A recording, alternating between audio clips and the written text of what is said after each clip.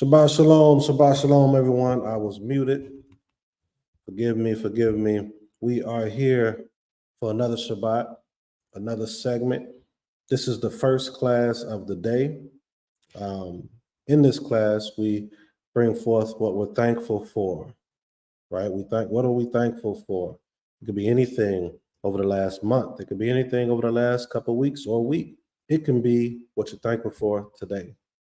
All right, so make sure if you're tuning in right now, take the time to like this video. Today is going to be a good lesson, a good conversation, one that I pray touch those that's listening. So make sure if you haven't yet, make sure you like this video. Make sure you subscribe if you haven't. All right, if you're tuning back in later and you're not watching right now, make sure you like it and make sure that you subscribe. Also, make sure that you share this to your family and your friends. This will be an interesting message, a good conversation, as the past conversations have been. We've been getting people saying that these lessons have been touching them, and we pray that it continues to do so. So again, make sure you like it, make sure you subscribe, and make sure that you share. Before we get started, while we're going to allow people to come in, if you can, make sure that send a prayer out to our family within Beulah. That is Princess Medaya, that is Prince, and that is Gaber Autumn. They won't be in today, but they will be in later this week, next week. But make sure you send a prayer. Whenever someone is not present, we always want to make sure that the Most High is covering them and keeping them protected. If we do know or if we don't know why they're here. All right. So before we get started, I'm going to go ahead and play a song to give people a chance to come in before we get started. All right. And this song is off of My Isha. This is Naseekh Amuna with her and her siblings, her brother and her sister, you three. All right. And this song is called Calling. Let's play it.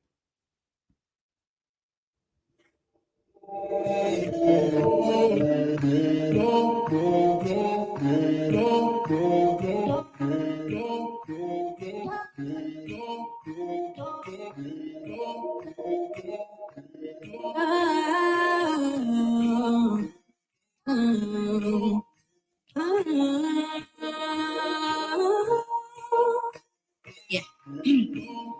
All right.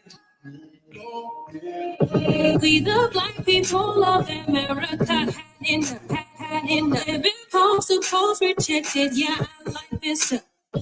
We need some deliverance, not just beginners. Look, we need you, Yahuwah. Yeah, please do not pass our calling on your name. Can you hear us? Don't leave us astray. We are your children. You're the only way. Please forgive us. Cause living without you ain't like living in this world. So, calling on your name, you outside of these pearly gates. Sick of the same report, so I know again. Our in you is our disgrace, protected, neglected, degraded, we're incarcerated. You, that's spread. We call on you that we may be saved. We the black people of America had in the post to post rejected. Yeah, our life is tough. We need some deliverance, not just beginners. Look, we need you, Yahuwah. Yeah, please do not pass our calling on your name. Can you hear us? Don't leave us astray. We are your children. You're the only way. Please forgive us. Cause living without you ain't like living in this world. No. It's time to swallow our pride now. All I wanna do is cry now. Streets filled with blood, fear, and panic. The wages of the sin of this havoc. So Lift your voice and return your vow. For the chosen who have strayed away. The commandments I'm not gonna hate. People of America had enough.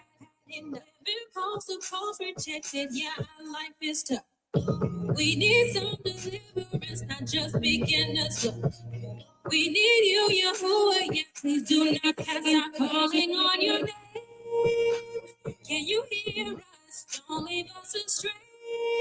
We are your children. You're the only way.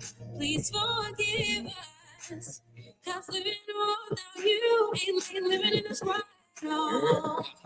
Living in this world's hassle.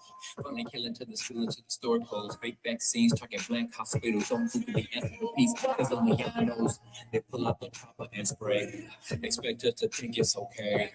They pacify us for a couple years. The steam still replace the blood and tears. Keep us doing it to the point we forget we the chosen children. That's why we going through this mess.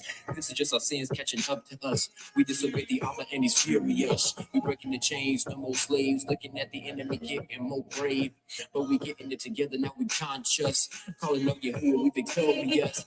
Calling on your name. Can you hear us? Don't leave us astray. We are your children. You're the only way. Please forgive us. Calling on your name. Can you hear us? Don't leave us astray. We are your children. You're the only way. Please forgive us. Cause living without you ain't living in this world. No. Living without you ain't living in this world. No. All right. Living in this world without you is not living in this world at all. And that's going to kind of tie into the lesson for later, but I'll bring that back up.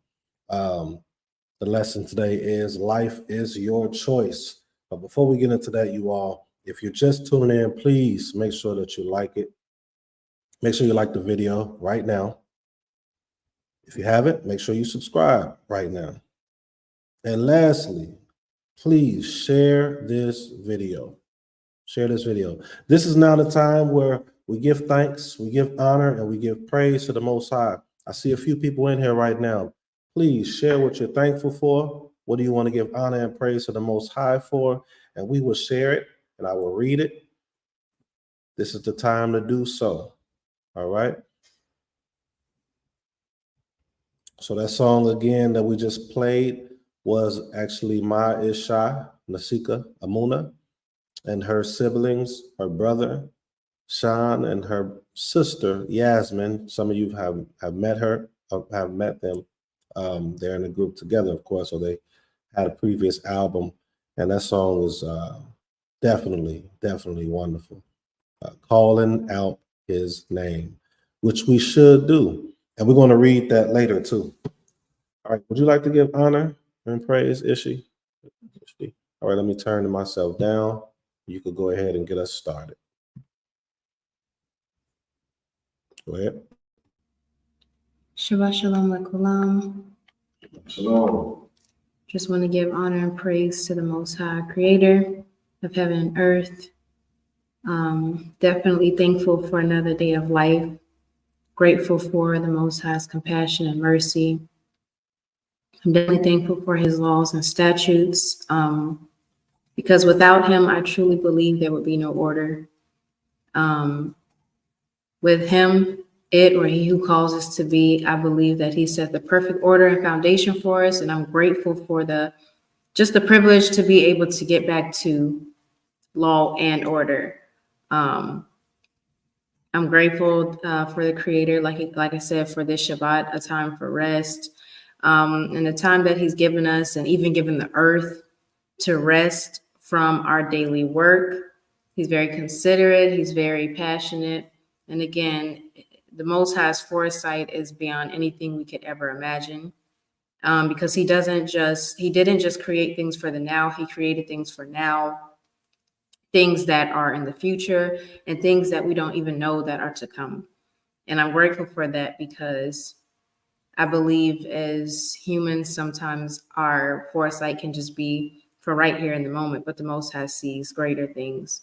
Even sometimes if those things that he see might hurt us or be confusing to us, I've definitely put my trust in him and know that the end game is definitely it's a perfect plan. I've seen the Most High do great things in my life and the life of those around me, and I've just known that he's always showed out to be a great creator when we follow his rules and instructions. So I'm just grateful for the Most High's his structure. I'm grateful for my Mishracha. I'm grateful for my Ish, Naseekh Shema. I'm grateful for our household. I'm grateful for my Ab and my Aim. Most High bless my Aim's memory, but I'm grateful for my parents coming together in love and in purpose and creating me. I'm grateful to be here. I'm grateful to be able to honor my parents, even honor my Aim in her absence. And I'm just grateful. I pray that the Most High would allow us all to honor one another and use us to carry on the names of those that have done great things, and even carry on the names of those that desire to do great things, but did not have all the allotted time to do so. And I believe, like my Ish says, their names can be carried on and remembered forever as long as we continue to utter their names and bring remembrance and great esteem to those names. So I'm grateful for life. I'm grateful for my family. I'm grateful for the feast days. I'm just grateful for the Beulah family, our strength, our bond. I'm grateful for all the new life that's been coming. I'm grateful for the lives that are to come into this world.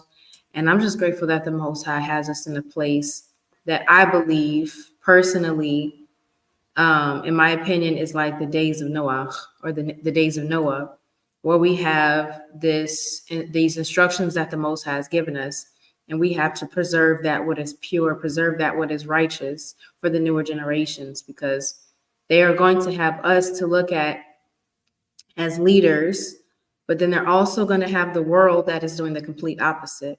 So I pray that the Most High would allow our lives, our households, just our presence to be like the ark of safety, the ark of preservation.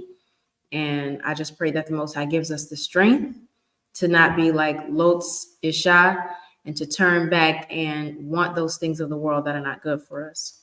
And I'm just grateful for his preservation. As my Ish always says, I pray that we are the remnant of a remnant. And I pray that the new ones that the Most High is allowing to come in an influx would be that of the new generation to carry on the Tanakh, the Torah, in the way that we've set the foundation to, and that they will be able to walk on our shoulders and the shoulders of those before us. I'm grateful, and I'm truly grateful for all the leaders that have put in time and sacrifice and work so that we could have something to glean from. Our forefathers, Abraham, Yitzchak, Yaakov, the foremothers, and not just those way back when, but also those of the 20th century, those 19th century, those that have been putting in the work that we can also look at as that century's Abraham, Yitzchak, Yaakov. I'm just grateful for everybody in their respective places doing what they need to do, because truly, I believe that there has been an era where everyone has preserved the literature and statutes as best as possible. And I pray that there never be a drought, or there never be I'm thinking of the word, there never be a famine of the Most High's word. I pray that we will always have someone to preserve it and pass it on righteously. So I'm grateful again for the Most High's laws, his orders, his people, and I'm just grateful to be here and to even be counted amongst one that can follow through. Shabbat shalom lekulam. Zehu.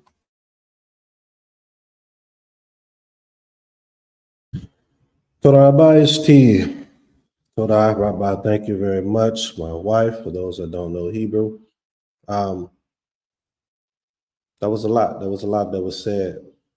Preservation is one of the most important things that I heard outside of that.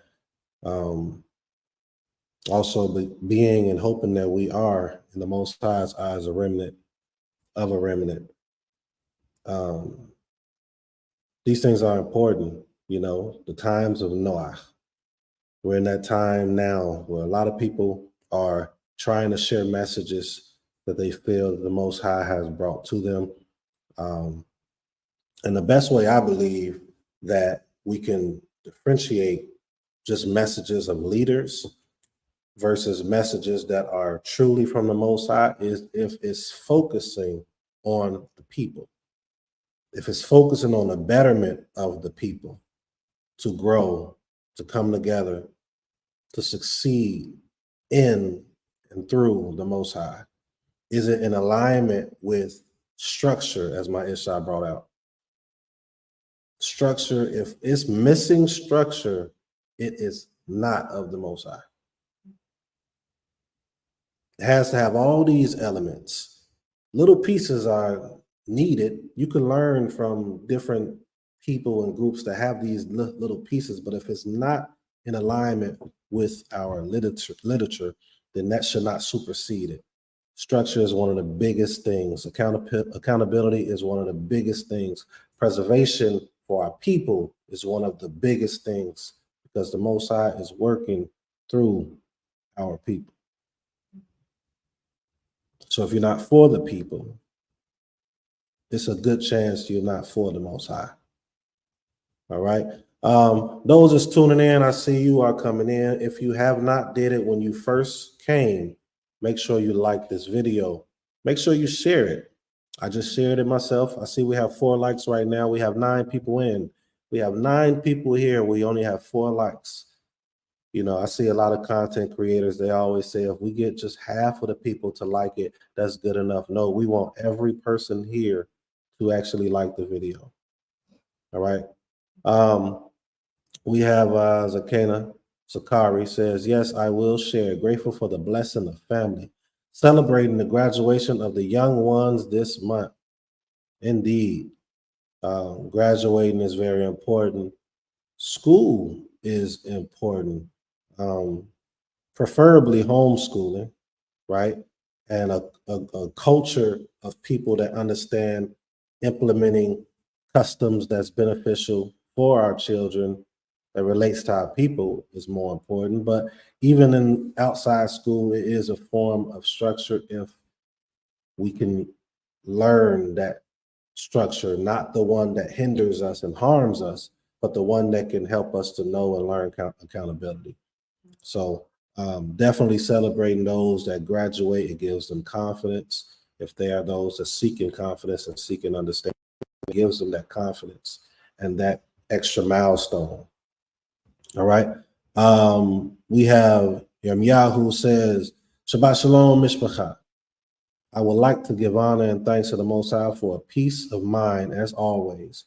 Thankful for my wife and kids, the Beulah Land community. Thankful for all the things the Most High has prepared for us, but we've yet to walk into. All praises.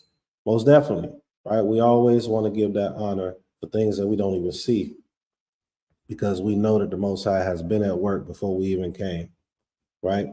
Which we're going to get into that in lesson 2, and I'll explain what I mean when we get there. Shabbat Shalom, everyone. Shabbat Shalom, aim to Kater, to Celia. So I'll go ahead and give what I'm thankful for. Again, you all that's here, please share what you're thankful for so we can read it, we can post it, and we could just acknowledge that you're here and acknowledge that you are a part of us. I'm thankful just for another day of life. I'm thankful for being able to function, being able to feel pain, right? That lets me know that my body is working. It also puts me in the mind state to do what's needed to better my body as well. So I'm thankful for that. I'm thankful for my family in Illinois, my family in South Carolina, my Beulah family here I'm thankful for the Most High covering us as we slept. I'm thankful for my Isha, just being with me each and every day, being behind me, you know, wanting to progress collectively and wanting to progress as it pertains to our people. What can we do? You know, it's always good to have someone there with you, those there with you that has a vision of understanding where we're at as a people and where we would like to be as a people, you know, in alignment to what we read and what we see within our scripture. So I'm thankful for having her in that space with me. You know, I'm thankful for those of you that's here that's tuning in. You know, you all continue to give us an added purpose. The Most High gives us purpose. Each and every one of us have purpose in some form or fashion, whether we know it or not. But you all give us that added purpose because what we desire is for the betterment of our people, to bring a perspective that can help understand what we're reading in the scripture. See, perception is different from perspective. Perception is what you only see, your worldview, right? Of what you see, how the world is moving in your eyes. But perspective is outside of you. Perspective is definitely outside of you. So I appreciate those of you that's tuning in to grab that extra perspective that you may not see. And the Most High be praised for that. You know, I'm just thankful for peace. Peace is the number one thing because this world is chaotic. Friends and family can be chaotic sometimes. You know, you see in the scripture sometimes a lot of men and or women, they separated themselves for a time, you know, just to have that, I would assume that peace, you know, that peace of the spiritual peace that the Most High grants if we obey and just do these things that was put before us. Shabbat shalom. Shabbat shalom, Geber Amber. All right. Again, you all that's just tuning in, if you haven't yet, please like, please share, please subscribe. And if there's anyone here, just let us know what you're grateful for, what you're thankful for before we get into the lesson of the day. What are you grateful for? What are you thankful for? What would you like to give honor and praise to the Most High for? We will share it. Would you like to? Okay. All right. All right. Give you all a couple more seconds and then we'll just go ahead and get into it. Is there any questions, any comments or thoughts before we get started? Those in the audience? All right. We have Adon Azante is here. He's going to go ahead and give us what he's thankful for. Shalom, shalom, family. Give all praise and honor to the Most High Yah. I'm thankful for my parents. I'm thankful for life. I'm thankful for Butylin. I'm thankful for my leadership, Prince Naseekh Rashee. I'm thankful for my spiritual father, Prince. I'm grateful for their safe delivery of their newborn child. I'm grateful for my family. I'm just grateful for life experiences, life lessons. And I'm grateful for this week I'm specifically just grateful for hard times. Hard times brings out a side of us, that a lot of times that we don't address, you know what I mean? And so I'm thankful to be, just going through the things I'm going through right now in my life and the things that it is bringing out of me, the things that it is showing me, the things that the Creator is just trying to get me to understand. So I'm grateful for that. I'm grateful for love, humility, peace, grace. You know what I mean? I'm just grateful to be here. Grateful to wake up again and have another opportunity to do things a little bit better than I've been doing them. And so thankful for my Isha, my children. And yeah, that's what I say. Toda Rabah. All right. Appreciate that. We have Aim Kater. Cecilia says, all praises to the Most High for life and family. The Most High is awesome. I'm thankful for his covering and protection and preservation. through the storms of life. Most definitely. Adon Azante said something similar towards that. The storms of life. He said he was thankful for what took place. Can't verbatim here remember exactly, but basically the hard times, whatever, because that strengthens you. You know, when you think of those kickboxers, right, or Muay Thai fighters, from my research or understanding, you have them kicking trees, right? And they may break a bone, or they may really, really bruise that bone, go through a lot of pain, but they're strengthening, getting that, as I've been told, extra layer of strengthening of that bone. So now that extra layer is like a shield. So now when they kick it or kick someone, it's really going to hurt them, right? So same thing with sports and working out. You're tearing your muscles when you're working out, right? But as you're tearing it and you're starting to replenish it with certain proteins and certain food and things of that nature, making sure you're getting that water in, it starts to build more muscle. It gets it stronger, right? So that's just, we need that.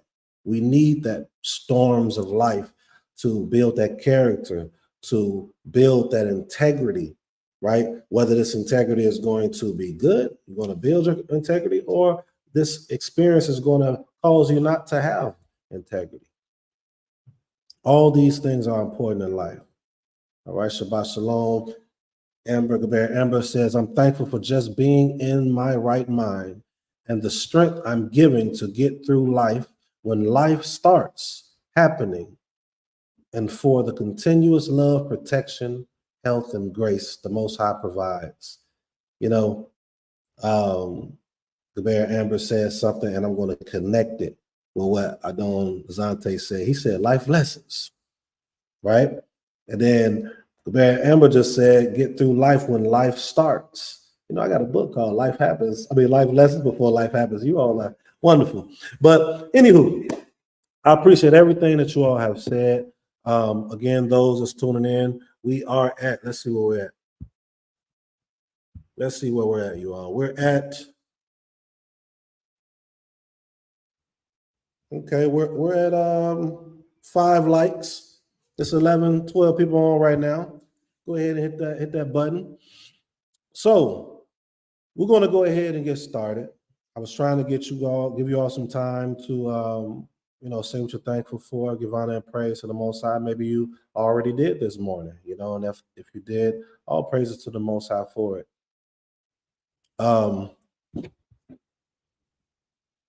So for those that's tuning in, that's coming back, maybe you're seeing this platform for the first time, okay? This is Beulah Land at Temple Kifarim. Spiritual leader is Prince Kaz, right?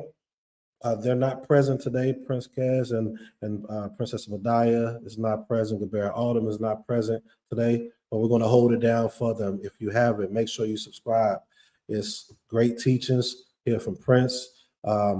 I come in and I teach as well. We have guest speakers, guest teachers, and it's always something pertaining to life. We're not just throwing scripture. We want to throw the scripture for your understanding, for your growth, but we also want to make it relatable for today.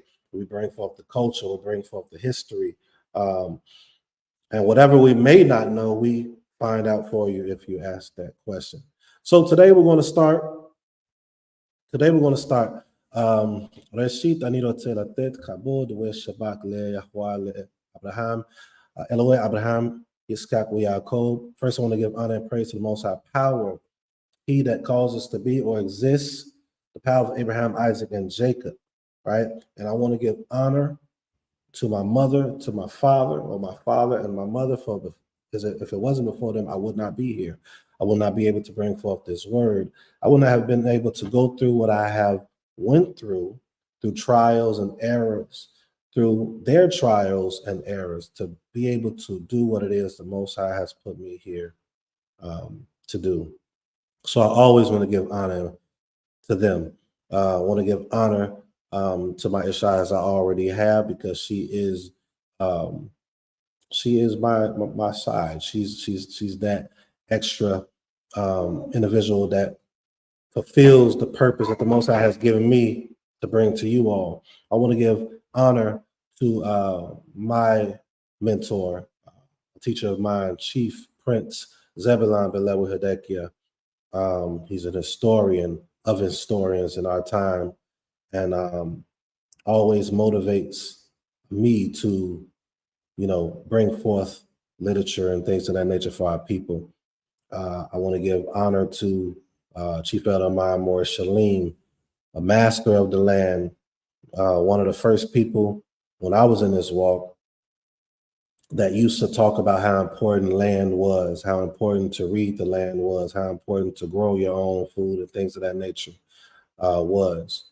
I want to give honor to the spiritual leader of Temple Kifarim, spiritual leader of Beulah Land as well, and Prince. I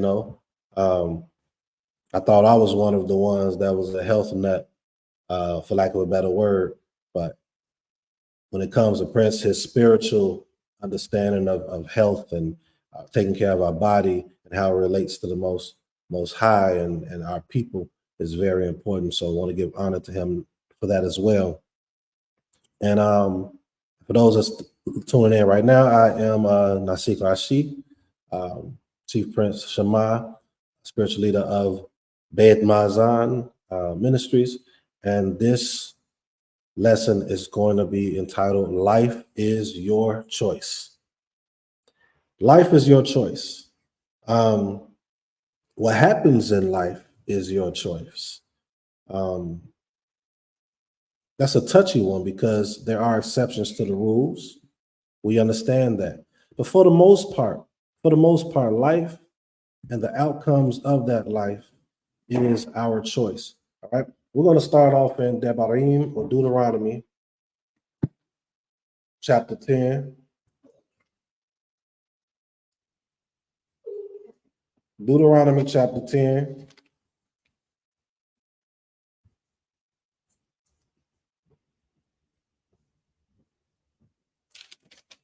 All right. Deuteronomy chapter 10, and we're going to start at verse 12.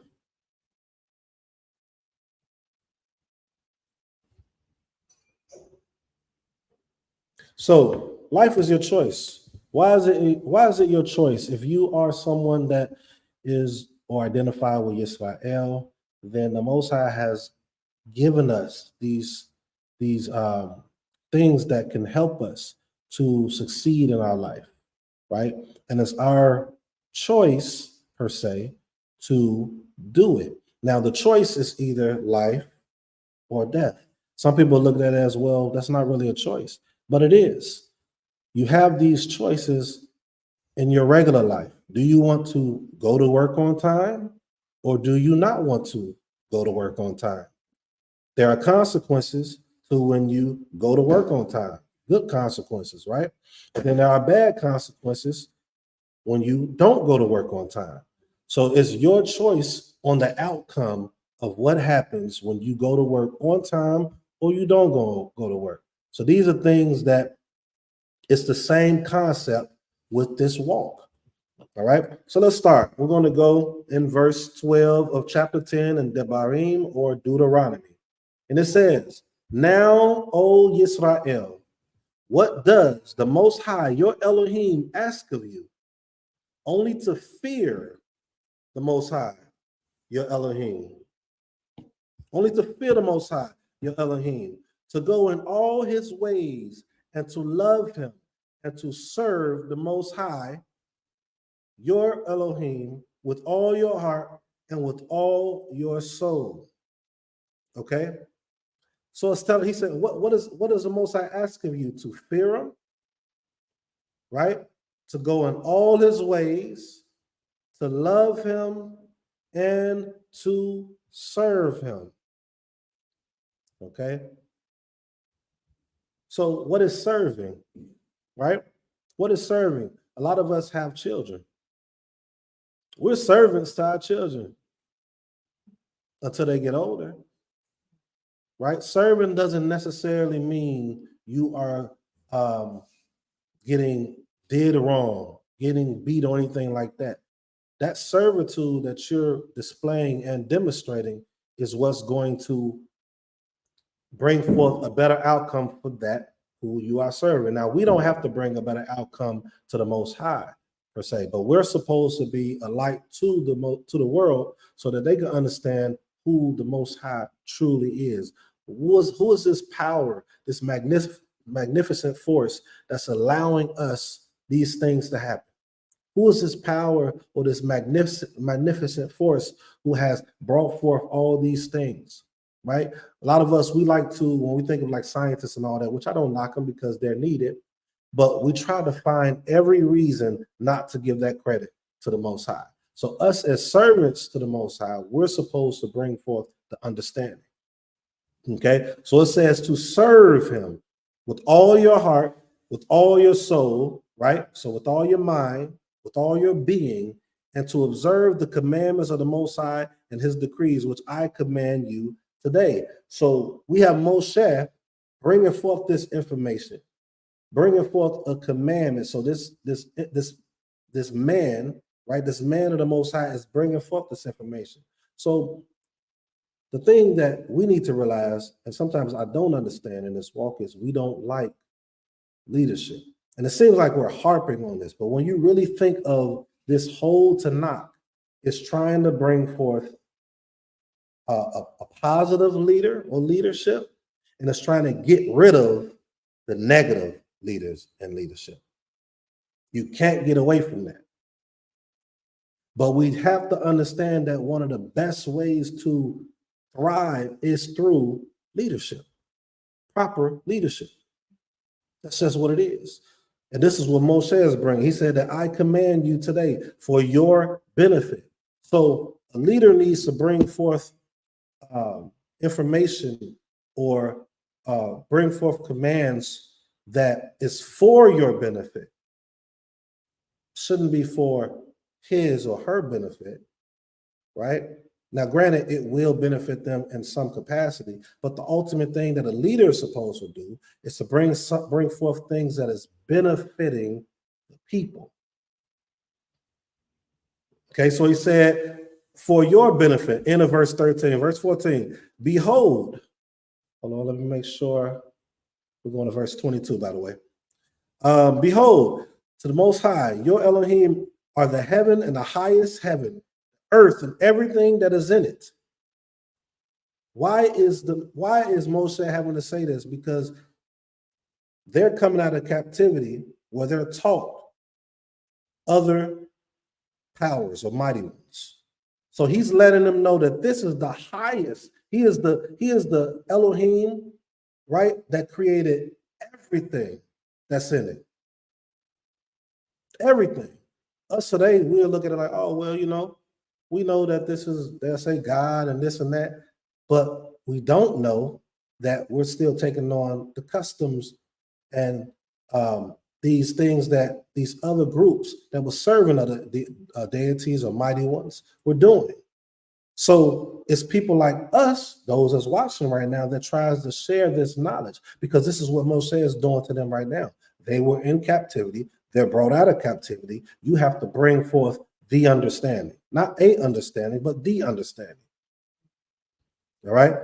Only your forefathers did the Most High cherish to love them, and he chose their offspring after them, you from among all the peoples as this day. You should cut away the barrier of your heart and no longer stiffen your neck, right? For them, or for the Most High, your Elohim, he is the Elohim of the powers and the Lord of lords, the great, mighty, and awesome Elohim.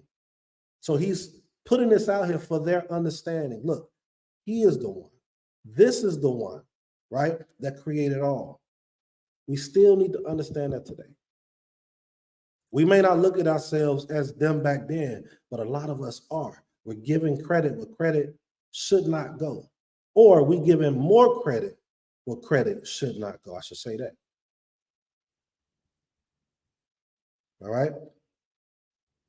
Who does not show favor and who does not accept the bribe? He carries out the judgment of orphan and widow and loves the proselyte, the stranger, to give him bread and garment, right? So he doesn't show favor. Anyone that serves the Most High, anyone that gives honor and praise to the Most High, he is not going to show favor. Like, you know what? I'm only dealing, or I should say, I'm only going to accept this individual.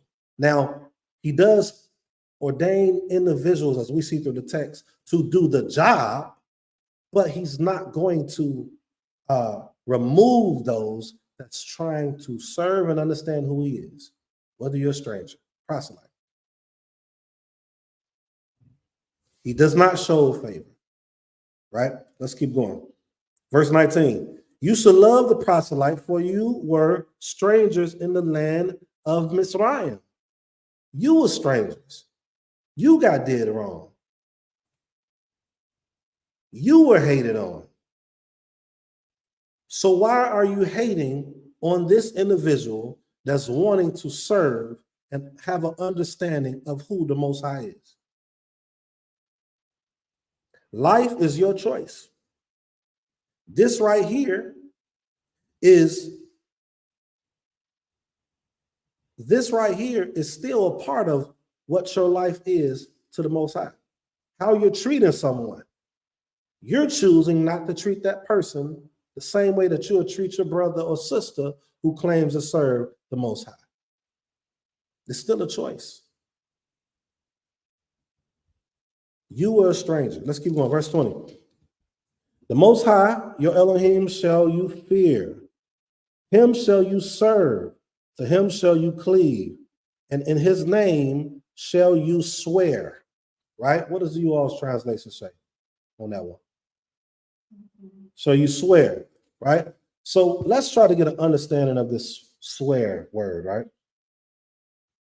Let me bring this up. Deuteronomy, what is that, 10?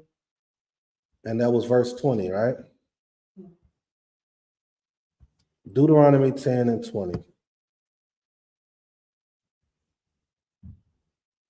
All right. That word is, well, in the actual Hebrew itself, it says, Et Yahweh Aheka Tira Oto Te Ebod Ubo Tidbach U Bishmo Tishabea, right? Tishabea.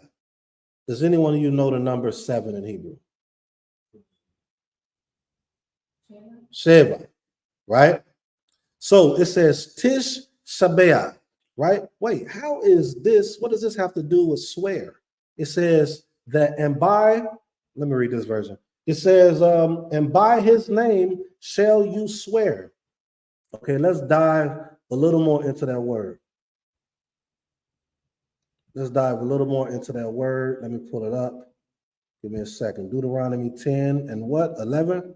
Or 10 and 12? 20? I want to bring this out for a reason. Then we're going to reread that verse again. Okay? So it says and swear. When you look up that word, it says a primitive root, properly to be complete. Now, I asked the audience here, what is the word for 7? And it's Sheba. This word Sheba derives from, okay? It says a primitive root, properly to be complete. Complete, the number 7. A lot of you all are familiar with that. But used only as a denominative from H7651. We're not going into that. It says to seven oneself, that is swear by repeating the declaration 7 times, right? Adjure, charge, feed to the full, okay? A lot of that stuff sounds weird. So when you actually look up that word again, let me bring it up. And you go into that word is satisfy, as need or desire, fully satisfied, right? So when you go back to, it says, in his name shall you swear, right? But let's keep going and let's go a little further down. And you're going to see why I brought that out. Because that word is going to pop up again in the next chapter. Before we keep going, before we continue, is there any questions Any questions, you all? Shabbat shalom. Shabbat shalom, Ab. Shabbat shalom, more Zakaria. All right. I'm going somewhere with this. Some people will look at this and be like, okay, what is the purpose? Why are you? He's telling you to swear, and by his name shall you swear. That's what it's saying. But some people say, well, you shouldn't swear to the Most High, right? Any questions before we keep going? We're about to go into the next chapter. Any questions, any comments? None? All right. Let's go into chapter 11. We're going to revisit that. No worries. We're going to revisit that when it says, and by his name you shall swear. Okay? Let's jump down to verse 8. Devarim chapter 11, verse 8.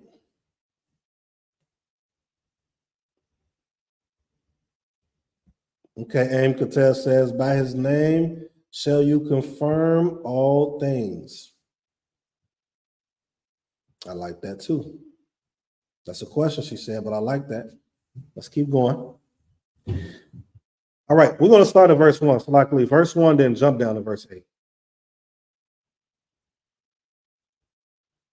It says, you shall love the Most High your Elohim, and you shall safeguard his charge, his decrees, his ordinances, and his commandments all the days, right? Why is it saying all the days? Because every day you have a choice. Each and every day we have a choice, right? But he's telling you, you shall love the Most High your Elohim, and you shall guard his charge. Why should you guard it, right? Anything can happen if you're not guarding it. Something can be taken away from it if you're not guarding it. Somebody can come in and dismantle it or change it up or misplace it if you're not guarding it. In order to guard something, you have to have understanding of what you're guarding. You have to have understanding of what can happen to it if you're not guarding it. This is all important. We're trying to break this down, y'all. We're not just trying to say, okay, you know what? We're going to serve the Most High, and we're just going to come amongst each other, and we're just going to, pray once a day, go to Shabbat, but yet we're still going out into the world. We're still going to work. We're still getting around people that do not live our life at all, or might have an element of how we're living, but not fully and not wanting to even learn. So if you're not guarding it and you be around these individuals often, you're going to tend most likely to fall away from it because it's not being guarded. You think of sports, right? You're holding that football. If you're not holding it tight in a certain way, you're not guarding it, it could get stripped away. If you're not guarding the opposite player that you're guarding, then you could get scored on. You can lose the battle. So you can lose this battle of serving the Most High properly due to the choice of not being adamant in your guarding.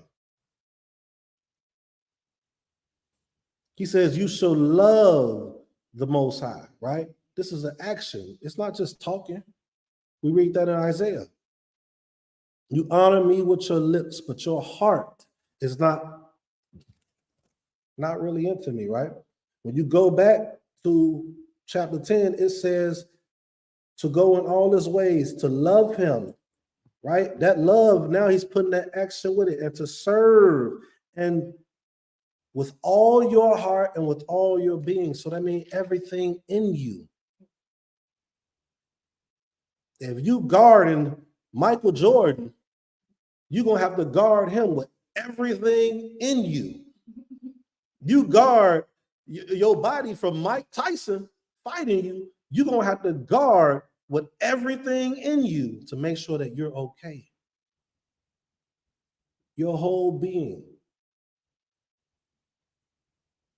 If a car is about to hit you, right, you're going to use every sense, you're going to use every fast twitch fiber in your body to move quick to make sure you're not hit. How many of us are doing and taking that same energy to serving the Most High? Life is our choice. Are we taking life seriously? The Most High has given us what life is. Are we taking it seriously? If we're not choosing life. Let's jump down to verse 13.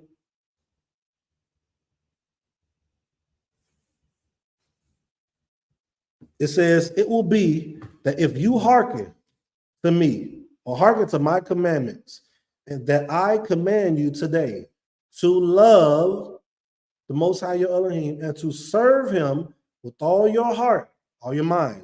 So in every thought, most of your thoughts throughout the day, I say this all the time, should be about the Most High. I can't tell you what to do.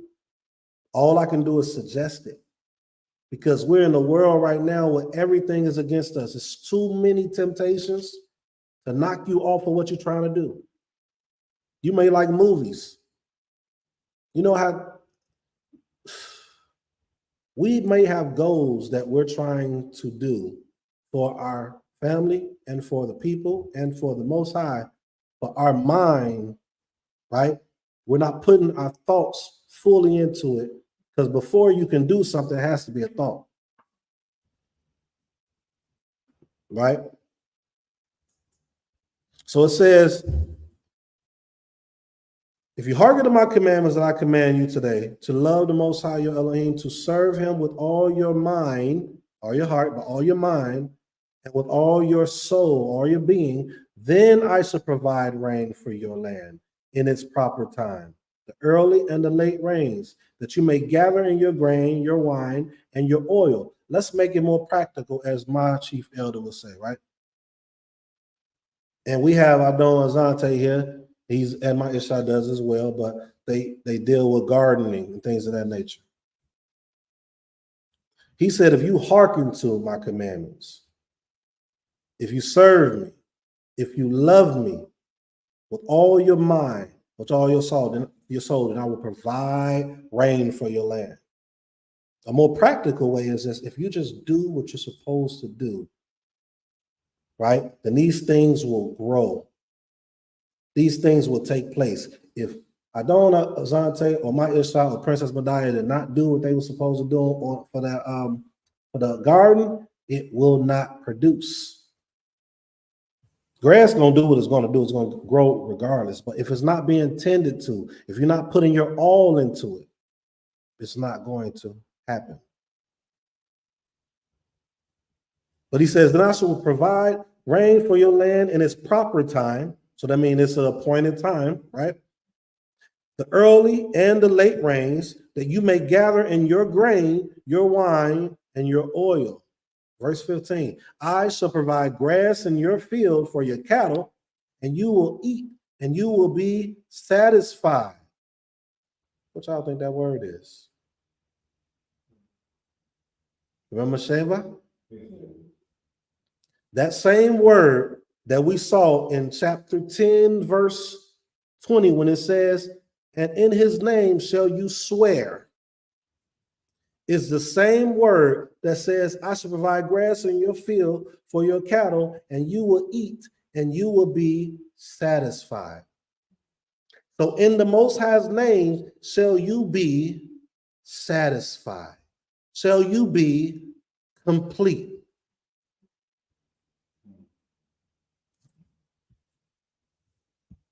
Right? Shall you be full.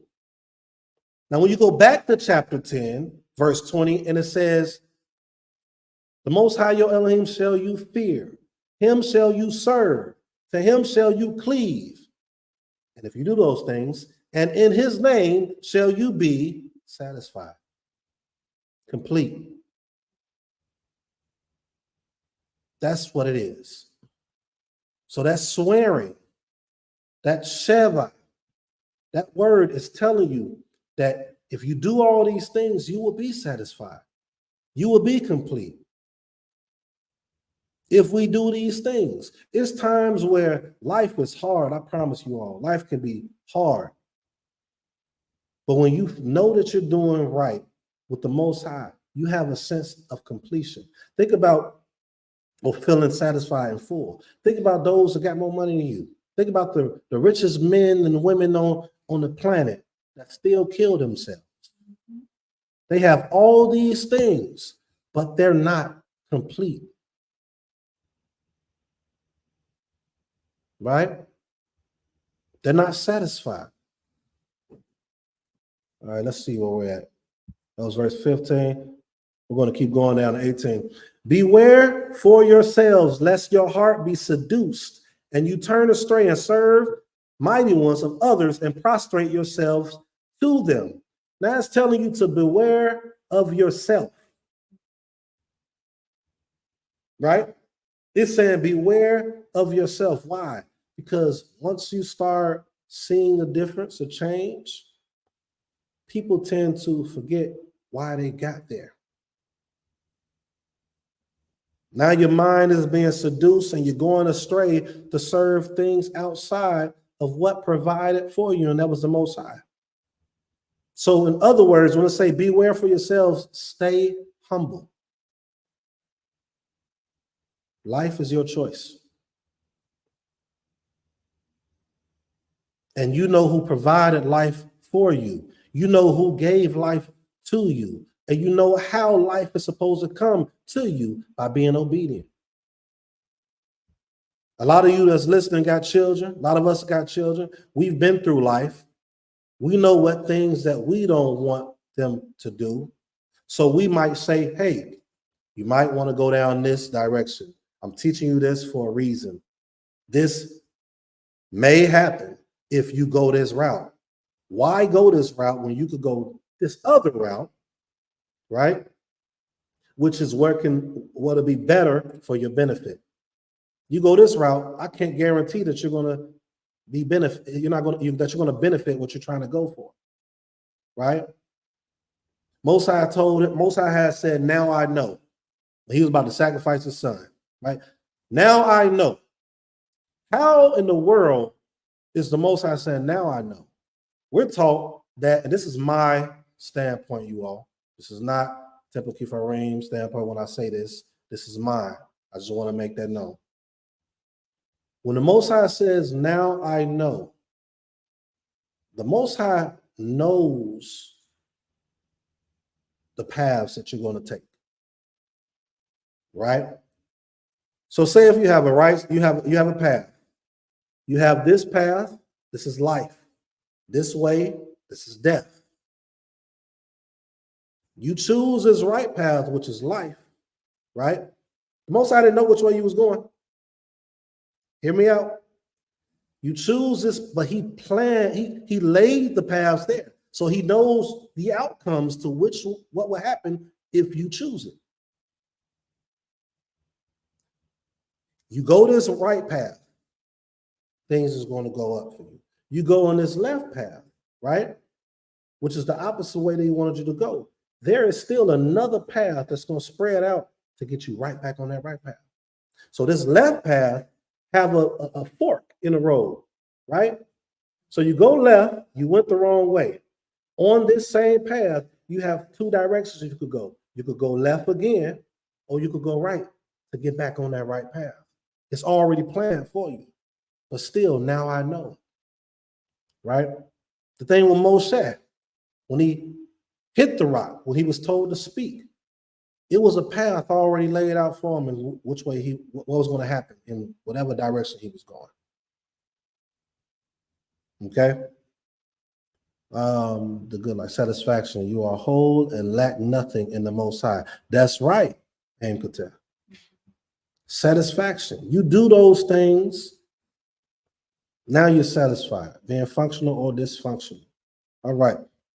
So let's get back to 16. He says, beware for yourselves, lest your heart be seduced and you turn away and serve other mighty ones or other and others and prostrate yourselves to them. So Moshe is warning the people, because why? If you do not focus on yourself and have humility, this will happen. Why? Because the path is already set. You got to choose. Life is your choice. 17. Then the wrath of the Most High will blaze against you. I'm telling you, I'm laying the path right now. If you do this, this will happen. You all are parents. If you do this, this can happen. So he's doing the same thing right here. If you do this, if you do not stay humble and beware of yourself and understand that you can fall if you go this route, now that you did go that route, now the wrath of the Most High will blaze against you. He will restrain the heaven so there will be no rain, and the ground will not yield its produce. And you will be swiftly banished from the goodly land that the Most High gives you. These are things that we are afraid to speak on. We only want to speak on the positive things. I'm not going to say that authoritatively. I'm going to say, for the most part, we want to speak on good things. I understand the idea of speaking life fully. I did how many of you saw that video with the plant? If you got two plants and you are speaking positive to that plant and the other one died, right? I understand that fully. I think today's time, we're in a time of, and I always say this, Nehemiah and Ezra. We're in a rebuilding process. The Hebrew movement, that they call it, started in the late 1800s. Those before the 1800s, they knew, some of them knew who they were, especially those that came over in slavery who weren't born here already. It's only 100 plus years, right? And in the 70s, that's when it really got big. So we're still in a place right now of needing to be corrected, needing to put out what can happen if you don't do. You get all the good, but if you're not, some people are not like Eob or Job, right?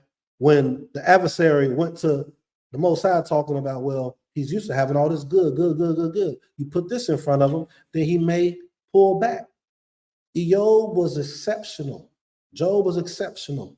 He was a remnant of the remnant. Most people, once you pull that good from them, and they're going to fall. But when you put them through the challenging things, now you're building reinforcement so that if they do fall later or that pressure comes, they know how to withstand that pressure. Verse 18, you shall place these words of mine upon your heart. You can't really place it on your heart, but you can place it to your memory, right? Synonymous or interchangeable in the Hebrew culture.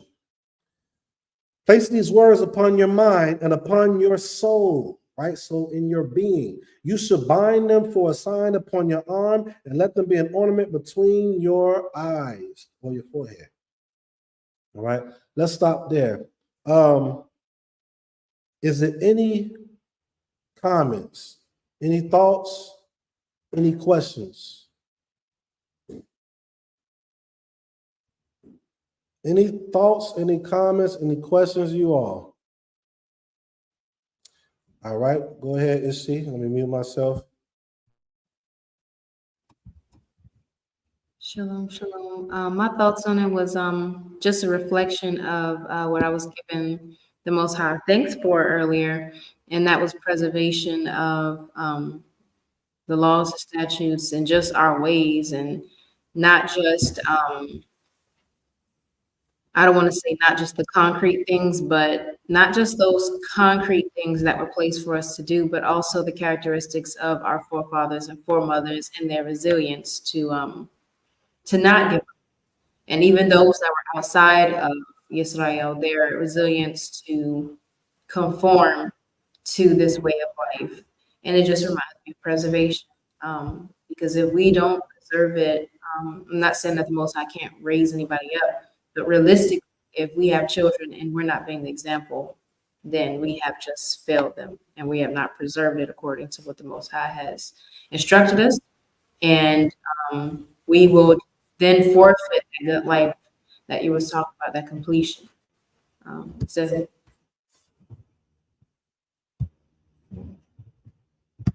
All right. I didn't mute myself, so hopefully it wasn't an echo. Told out for that. It's T. Most definitely, that preservation. These things are important, and we can forfeit, as she has said, that being satisfied, right? Being complete, being full within the Most High. Because once we forfeit that, then we don't get that. We get pieces and elements of those outside of the Most High, which is not promising that we're going to get what the Most High has given us, that peace, right? The peace of the Most High give us is different, all right?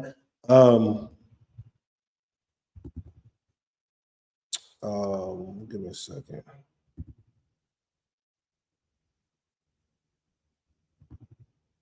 All right, so let me go ahead and I wrote something down for this that I wanted to read to you all that I wrote. It says, when you think of certain careers, athletes in their profession, the military, there are procedures that are needed to be followed no matter what, to the letter.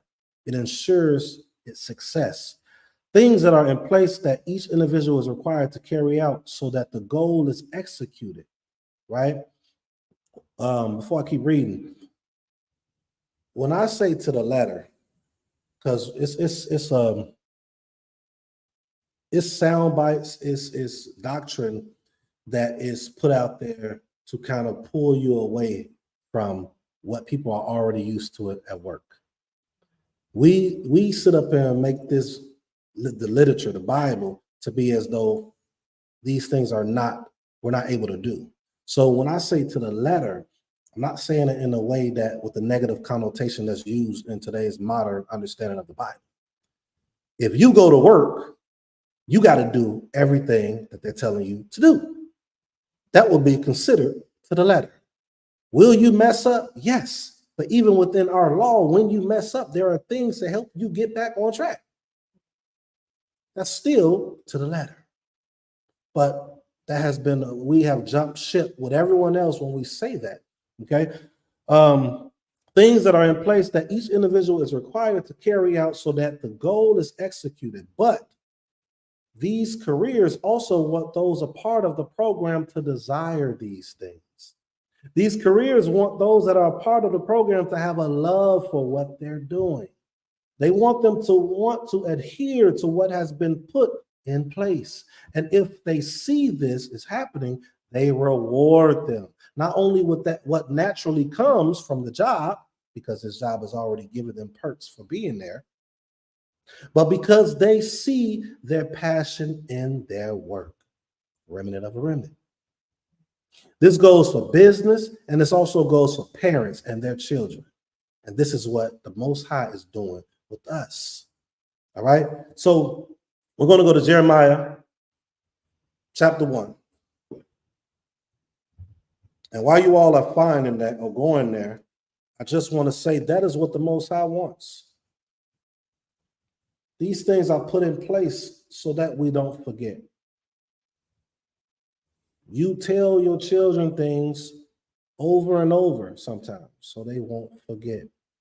You want the best. You want them to follow everything that you're saying. That will be considered to the T or to the letter. And then you may modify certain things that you said. This is what happens within the Tanakh. But this is not showcased in today's modern understanding of the Bible because it's an agenda to try to get you to not keep the instructions. When it comes to the Most High is smaller than what we do outside in our jobs. I've said this often, and I'm going to keep saying it because I'm trying to learn from the best, and the best is the Most High. And the Most High repeats himself as people that he loves. Jeremiah chapter 1. Jeremiah chapter 1, we're going to read verses 4 through 5. We're going to start there anyway.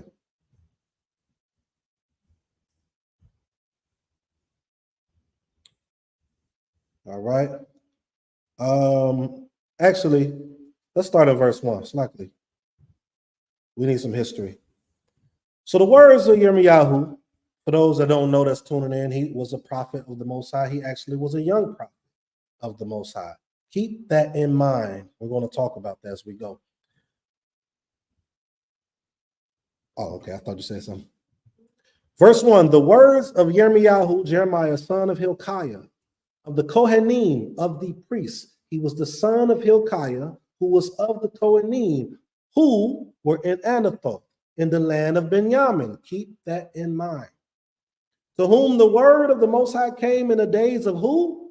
My favorite king, Josiah, son of Amon, king of Yehuda. So Hilkiah of the Kohanim, of the priesthood, the Most High, the word of the Most High came to him in the days of Josiah. Keep that in mind. The son of Amon, king of Yehuda, in the 13th year of his reign. The word of the Most High came to him also in the days of Jehoiakim, son of Josiah, king of Yehuda, until the end of the 11th year of Zedekiah, son of Josiah, king of Yehuda, until Jerusalem was exiled in the 5th month. I had to read that verse for a reason because we're going somewhere as we continue. All right. It says, the word of the Most High came to me, saying, before I formed you in the belly, I knew you. And before you left the womb, I sanctified you. I established you as a prophet unto the nations. I want to say this, and I always say this. The scriptures is history, context, consistency of the text, and subjects. There's a difference between the Most High choosing Yisrael and only knowing Yisrael. And then there's a difference between I formed you in the belly, I knew you, and before you left the womb, I sanctify you. Those are different. Christians use, and you'll hear people that's not even, that you can really see, that's not serving or following the Most High. And they'll say, I'm sanctified, highly favored. He knew me before, when I was in the womb. We do sound bites from scriptures, and that's dangerous. In my opinion, it pushes us further from the Most High than we think. So let's go into this. He said, the word of the Most High came to me, saying, before I formed you, Yirmiyahu, Jeremiah, in the belly, I knew you. Why did he know him? Oh, well, he's the creator. He knows everybody. Okay, cool. But why did he know him? Before you left the womb, I sanctified you. How did he separate you from everybody else? I established you as a prophet unto the nations. Okay. Let's go to first. We're going to come back to Jeremiah, by the way. Let's go to 1 Kings 13, 1 through 3. We're going to go to 1 Kings chapter 13, verse 1 through 3.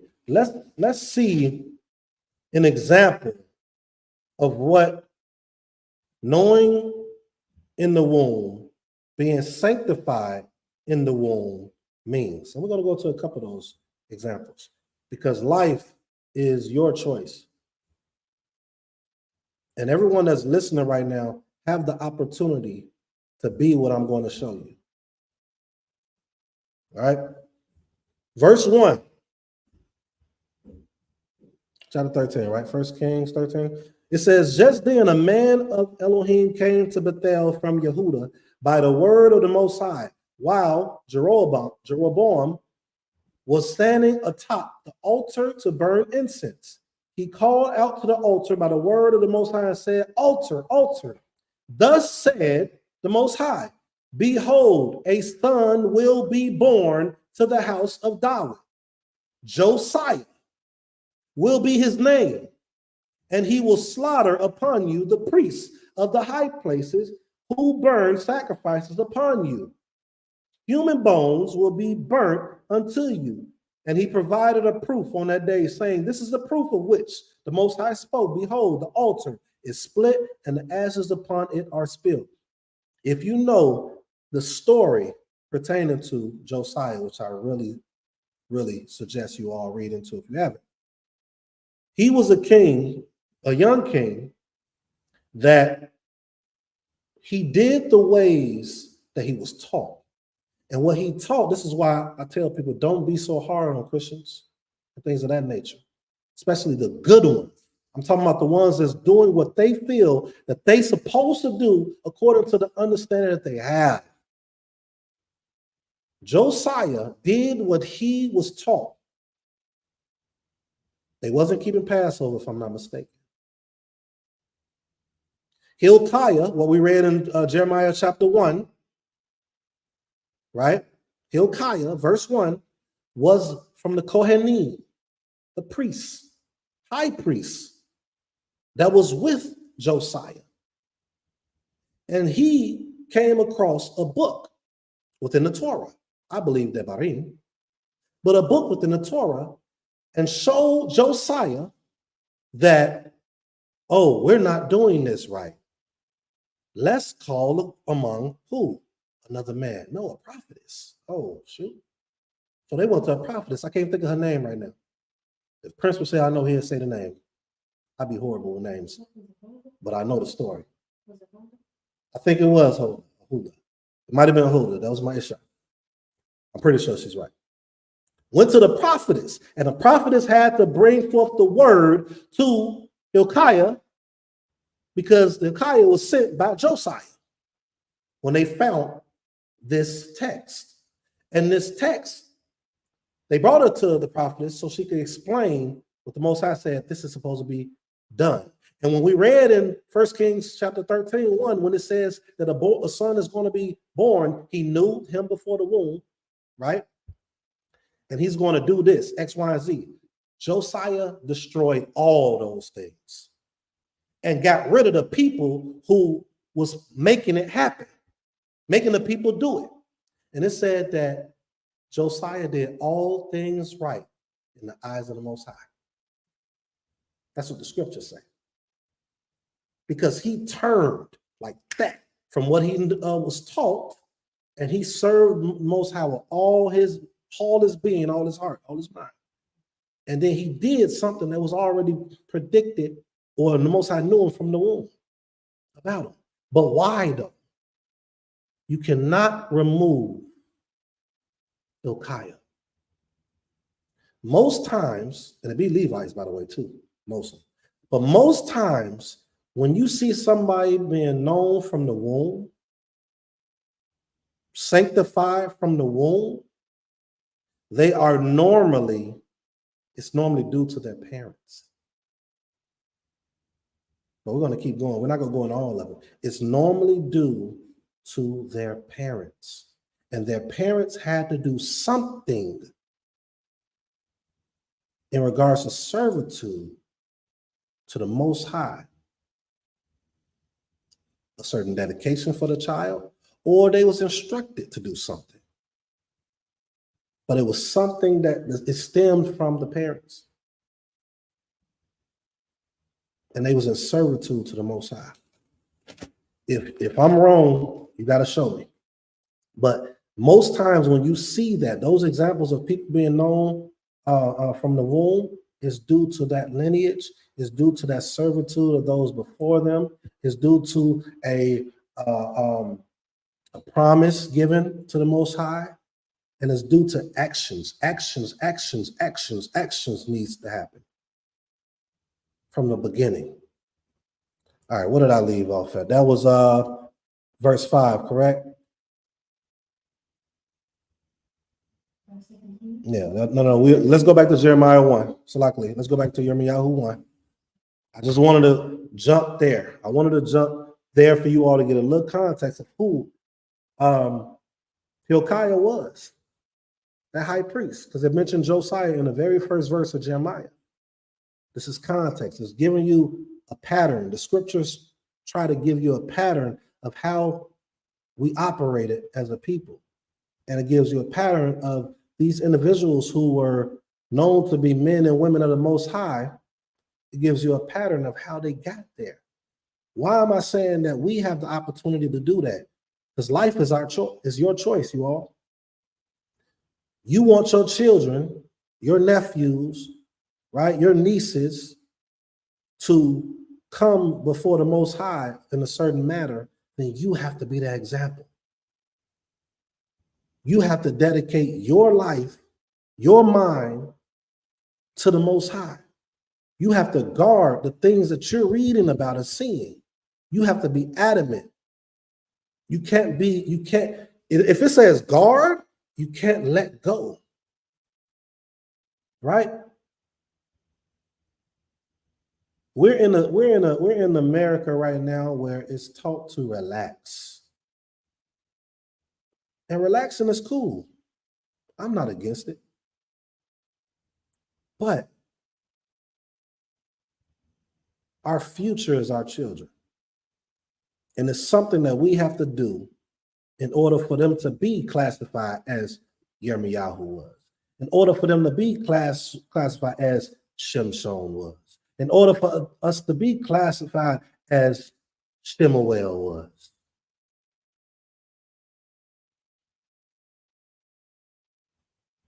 All right, let's keep going. Let's go down to verse 6. Verse 6 says, but I said, alas, Adoni, or Adonai, see, I do not know how to speak. For I am just a youth. All right. So remember, he's young, but I want you all to understand too that this youth is about to come against those that's not young.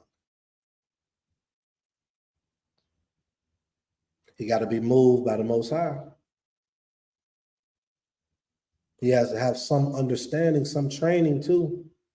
And if he doesn't have to have some training, he has to be in. This is coming from me and from my understanding of our culture. It has to be some type of segue from a little time within it to have that understanding. But Yirmiyahu wasn't that. Yirmiyahu was in it. He was in it from family, right? So these elders would have had some type of understanding of who he was. But we're about to see something else. Let's keep going. But I said, alas, see, I do not know how to speak, for I am just a youth. So how do I come to these men, these leaders? How am I going to come to them? Then the Most High said to me, do not say I am just a youth. Rather, wherever I shall send you, you shall go. And whatever I shall command you, you shall speak. Do not fear them, right? Do not fear them. Lost my train of thought. Where am I at? For I am with you to rescue you, the word of the Most High. Then the Most High extended his hand and touched my mouth. And the Most High said to me, behold, I have placed my words in your mouth. See, I have appointed you this day over the nations and over the kingdoms to uproot and to smash and to destroy and to overthrow, to build and to plant. These are all the elements, typically, that you see of prophets. But it's an end goal. The purpose is to build.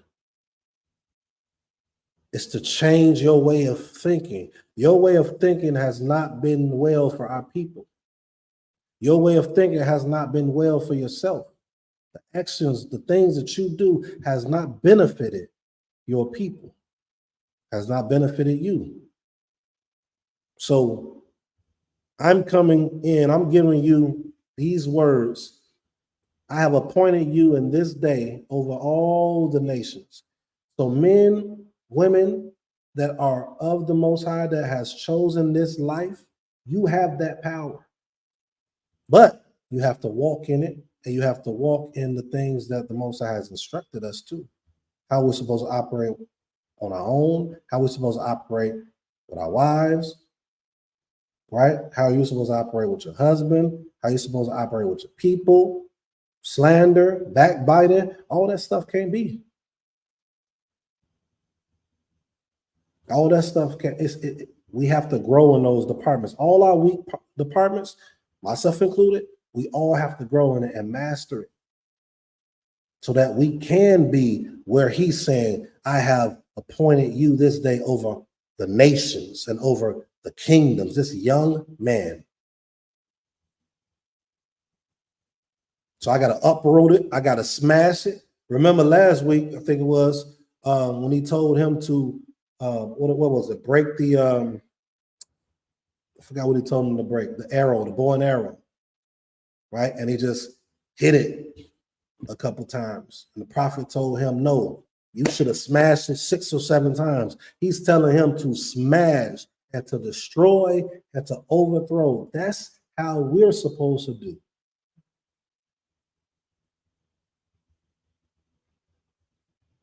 We're supposed to do that. I'm not saying going in someone's house and tearing their house down and all that. I'm not saying that. But we have to guard what we know is true. We can't allow anyone to shift that. Of course, be wise in how you do it. I'm not saying don't do that. I'm not saying be a brute. There's a time and place for all these things. But for the most part, we are supposed to hold this and keep it. All right. Let's go to Judges chapter 13. Or Shofetim. Let's go to Judges chapter 13, I believe I said. Yep. Verses 1 through 24.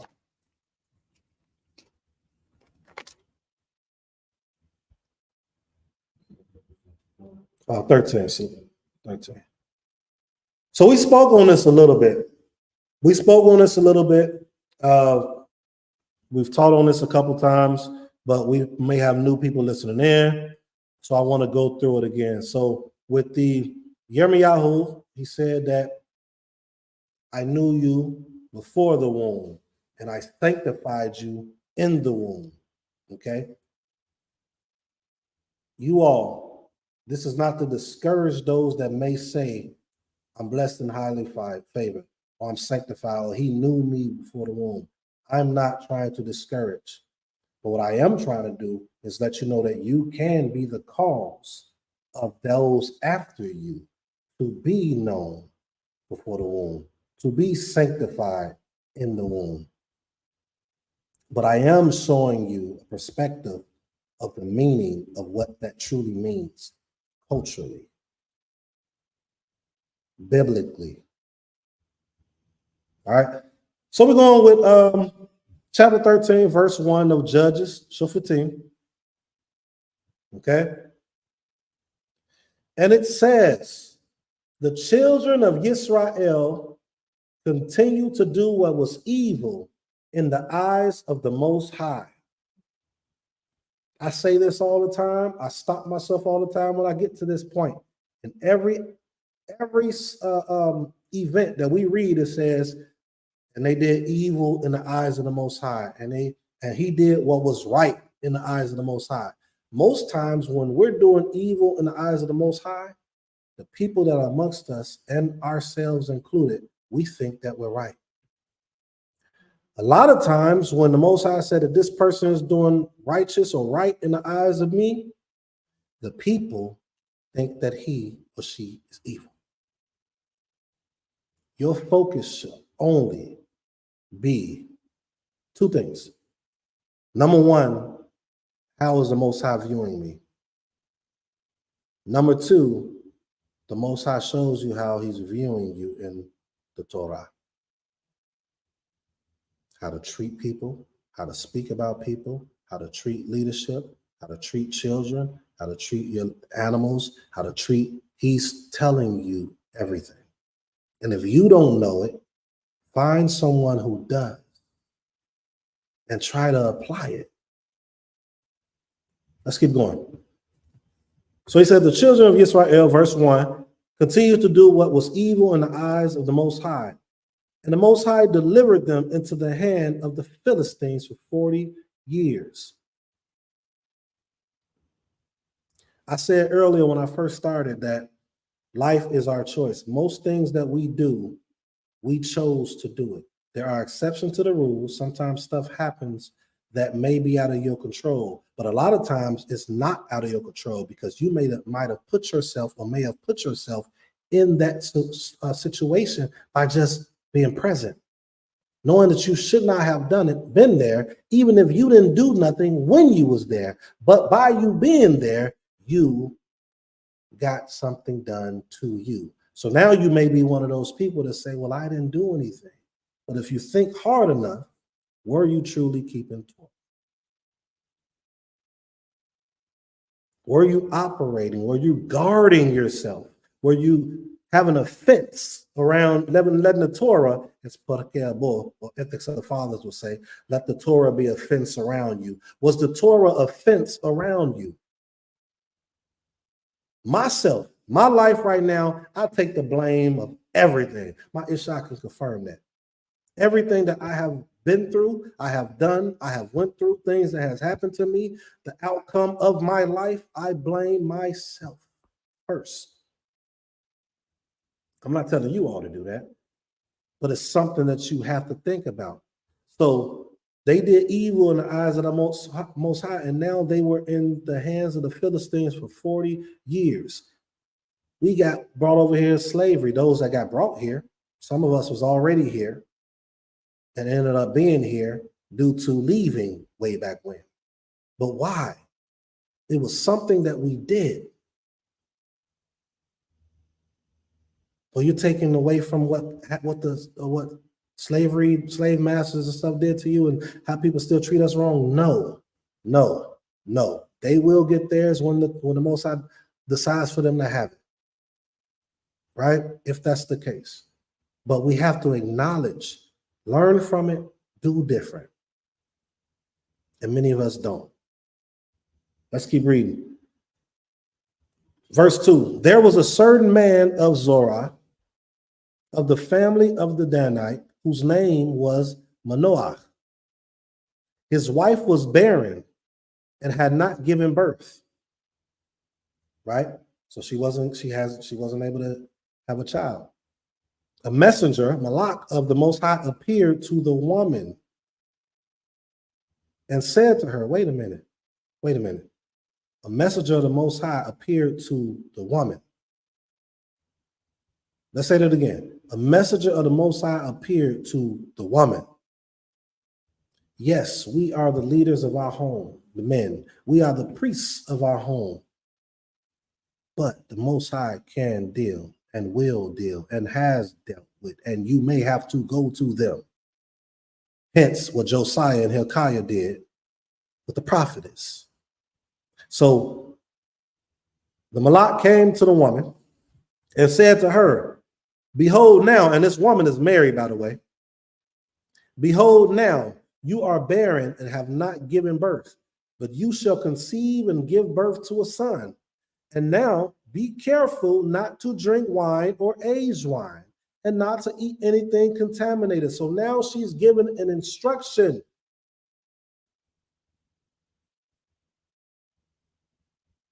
Right?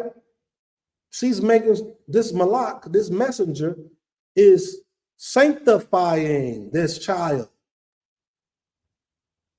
This Malak, this messenger is sent by the Most High, who knows this child before the womb. I just wanted to bring that part out. Let's keep going though. And now be careful not to drink wine and aged wine, and not to eat anything contaminated. For you shall conceive and give birth to a son. A razor shall not come upon his head, for the lad shall be a Nazarite of the Most High from the womb. Jeremiah 1:4. Many of us who use this scripture, there are exceptions to the rule, by the way. I got to say that. But for context, consistency, culture's sake, this was the sanctifying before the womb. These two parents had to move a certain way, had to start off a certain way to prep their child before that child was born. This child was known before the womb and what he was going to do. And then he was sanctified, because sanctification is just not doing what other people were doing or what custom was present. Drinking wine was present. Cutting your hair was present. He was a Nazirite. He was sanctified.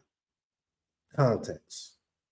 Let's keep going. And he will begin to save Israel from the hand of the Philistines, right?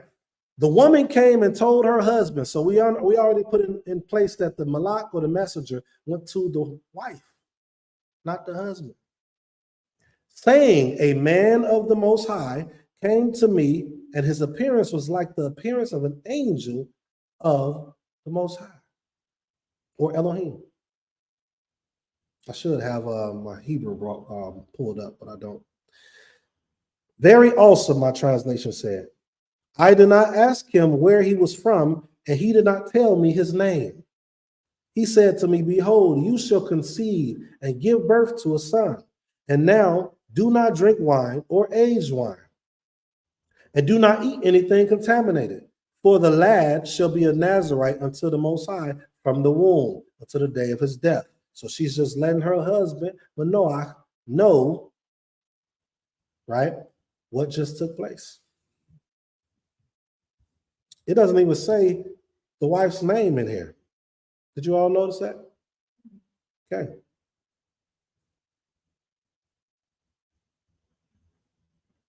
All right. He says, verse 7, he said to him, behold, you shall conceive and give birth to a son. I read that. And now do not drink wine and aged wine, and do not eat anything contaminated, for the lad shall be a Nazirite unto the Most High from the womb until the day of his death. Manoah, watch this, prayed to the Most High and said, so you see two things happening.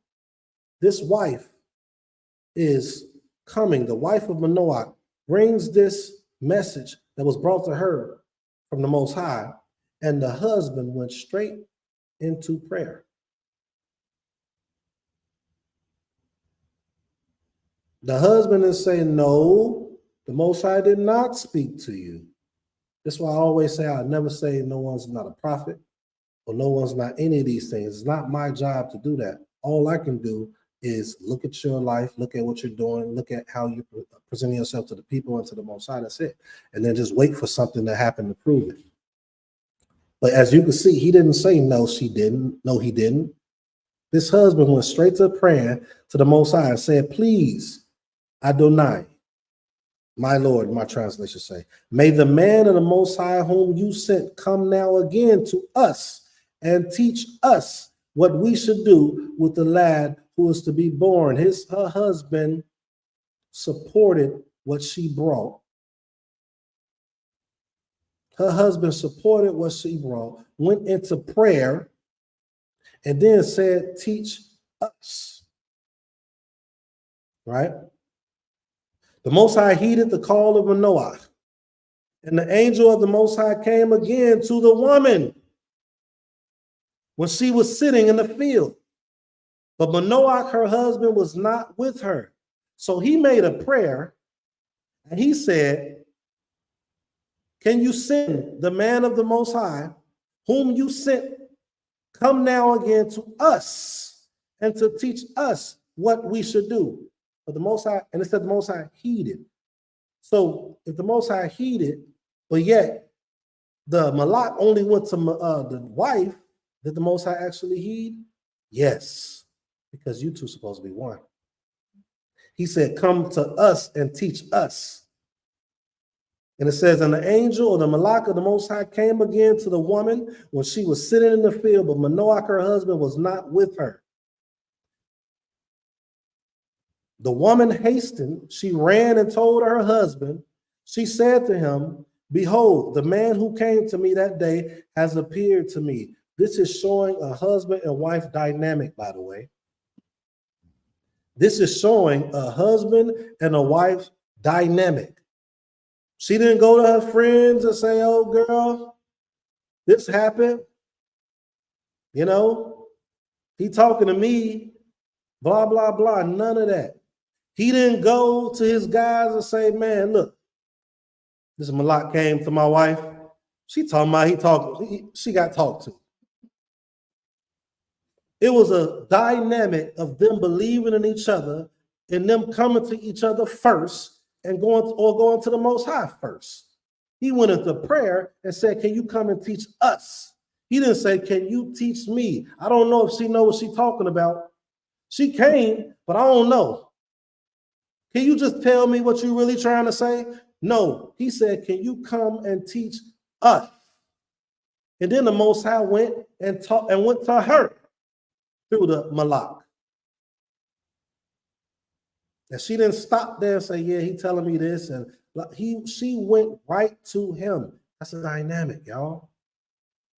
She didn't make no moves without him. That's the dynamic. She went straight to him. And he included her.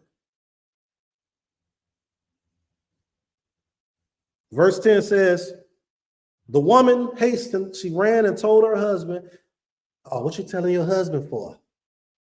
Why you got to go to your husband? You grown. Like we are so far from our culture, y'all.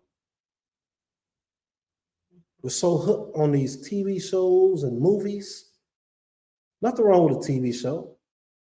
Nothing wrong with these movies. But when you saturate yourself in these things, you become these things. Have a balance. And honestly, I would say make it imbalance in a positive way on doing less than, if that makes sense. So what I'm saying in that aspect is, normally you want to be balanced. Balance, when I normally say balance, is to look at both sides, is to weigh it out properly, to give a more accurate solution. But I want you to be in balance when taking in the world, right? Be more saturated in the word of the Most High. Be more saturated in your culture. Be more saturated in the customs that we have, the righteous ones. So be in balance in that aspect. But also be balanced to understand the world. So that's a different subject. Remember I told y'all I'm big on subjects? It can sound like confusion, but it's not. Everything is a subject. It's nothing that's black and white. There is a medium point. A lot of times I bring up the thing dealing with slow-mo. When the two women came, I think it was slow-mo. It wasn't Darwin, right? It was slow-mo. When the two women came to bring their son or their child, he didn't go to the Torah. He used the wisdom. Wisdom he learned, of course, the principles of the Torah, but I'm sure wisdom of life. He knew how women was. He knew that a true mother would rather give her son away before child away before her child getting murdered. So that woman, for those of you that don't know the story, these women came. And this one woman was saying, well, that's my child. And they was fighting over who the child was. And Shlomo said, okay, since we can't come to agreement, put this child on the table and get a knife. We're going to slice this child in half. One half will go to you. One half will go to you. See, the world will make you think that he was barbaric or something. But the true mother of the child said, no. Let her have the child. At that point, he said, I know that you're the mother, because the other mother didn't say that. I brought that out to say sometimes the the wisdom of the world, which is really not the wisdom of the world. It's truly everything that's a wisdom comes from the Most High. But to make it plain, the things that's outside of our culture, it's still wisdom within it. You have to be balanced in that regard, in that subject. All right, let's get back to it. So we go down to the end of 10. It says, behold, the man who came to me that day has appeared to me. So they got that nice dynamic, man and woman. Are you the man who spoke to the woman? Oh, he came to me and he came to the man and said to him, so Manoah went and said, are you the man who spoke to the woman? Right, his wife. The man or the Malak said, he said, I am. Manoah said, now may your words come true. What should be the conduct of the lad and his behavior? So why are we reading all this? It's still relating to life is your choice. A lot of us are not in the same shoes of Manoah and his wife. A lot of us are not in the same shoes of Shemuel's parents. Because we're in this America where we weren't taught to be mothers or fathers. Well, a lot of us are learning on our own, or the parents that we do have had the same situation to where they had to learn. That's why I take my hat off to my Ab in marriage and how he operated with his children, my Isha being one of them. And even in their process, they were still learning. Did they have everything right? If Ab came on right now, he may say, we didn't have everything right. But the beautiful thing about what they did do, their children was all raised up a certain way to where it's different than how we were, a lot of us is watching right now and listening right now was raised. It's different.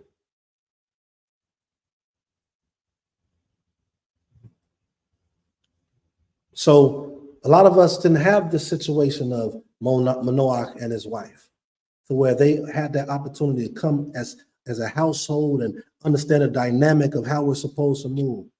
But this still attaches to you all that didn't have that opportunity. A lot of us come into this walk and we're learning. We still have the opportunity to give our children, our nephews, our nieces, this opportunity of what Yirmiyahu has faced, this opportunity of what Shimshon or Samson is facing, being a big piece to our people.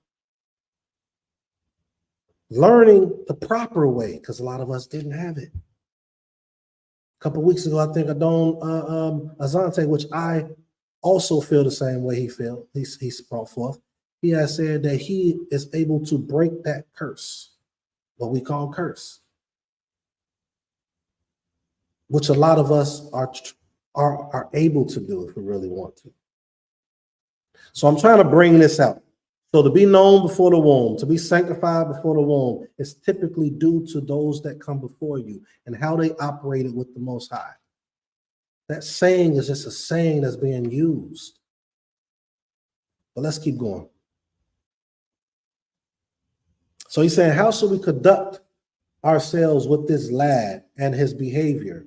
How should we raise him? What should we teach him? What are some things that we're supposed to do? So he's trying to get more information because the Malak already told his wife what not to take in, no wine, don't cut his hair, things like that for the night, not to be a Nazarite, right? But now he's inquiring. So this lets you know what that husband's job is to do. That husband's job is to inquire a little more, right? To get as much information as possible. His wife did an amazing job, brought this information to him, things of that nature. He prayed on behalf of both of them, getting that knowledge that they supposed to have collectively, teach us. And now he's coming as the man and he's asking more. That's not to say you women can't ask more, yes, but I'm just showing you this dynamic. It's a dynamic. Verse 13. Verse 13. The Malak of the Most High said to Manoah, the husband, of everything that I spoke to the woman, she should be aware. I already told her. I told her what. So listen to it. That still doesn't take away from what I'm saying. Us as men still need to make sure that we're over our house properly and we're looking after our Isha. I don't knock what he did. Adam didn't do that. So I don't knock him wanting that more information. But it does show you something. It says, of everything that I spoke to the woman, she should be aware. Of anything that comes from the grapevine. So he elaborated after that, but he was just letting you know that this is true. She had this information, right? Of anything that comes from the grapevine, she shall not eat. Or wine or aged wine, she shall not drink. Anything contaminated, she shall not eat. Everything that I commanded her, she shall observe. Okay? The beautiful thing about this is she was aware through the Most High on what to do too. It wasn't just the husband telling her. Granted, for her to get this introduction of this malak, she had to be moving a certain way on her walk too. To be considered for this job, for her child, for your child, to be known before the womb, to be sanctified, you have to be considered. And in order to be considered, you have to be walking a certain type of way. When you get raises at your job, right? When you get elevated and things of that nature, you're considered due to something that you are doing. Christians will teach that it's nothing that you do to get this, what's the word I'm looking for? Get this gift. That is not true. Why do we, let me keep my finger on where I'm at. Why do we make the Most High lower than the world that we're a part of? How is it that we don't have to do nothing to get the gift of the Most High, Yod He Wahe, but when we're at work, we do have to get something to get a raise? Why are they doing that? And I hope Christians are listening to me, because I'm not beating you over your head when I'm saying this. I'm trying to bring a perspective, because you're going off perception. I'm going off perspective. I'm giving this to you. We're doing that to remove accountability. We're doing that to remove progression in us as a people. And it's not even their fault per se. The people who gave you that doctrine is doing that so you cannot progress. So you cannot progress and get closer to the Most High, and so that you do not progress as a people.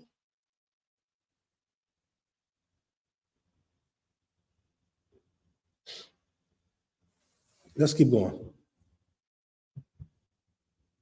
The angel or the malak of the Most High. Hold on 1 second. Where am I? Everything that I commanded her, she shall observe. Verse 15. Manoach said to the malak of the Most High, please let us detain you, and we shall prepare a goat kid for you. Detained. Please let us detain you, and we shall prepare a goat kid for you. All right. This is why I don't say kid, you all.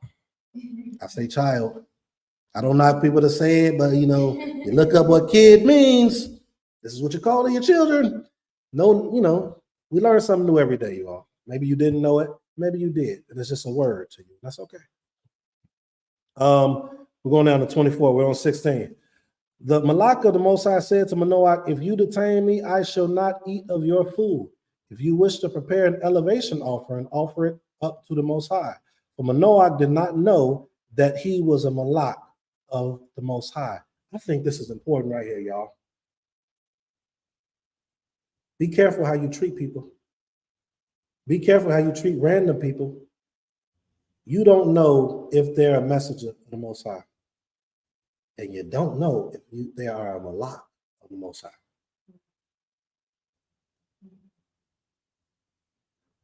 You be all nice to your fellow Israelites, to your fellow Christians, to your fellow Muslims, but you be horrible to those that's not that, or you deem that's not that. Be careful, you never know. It's a certain way we're supposed to treat people.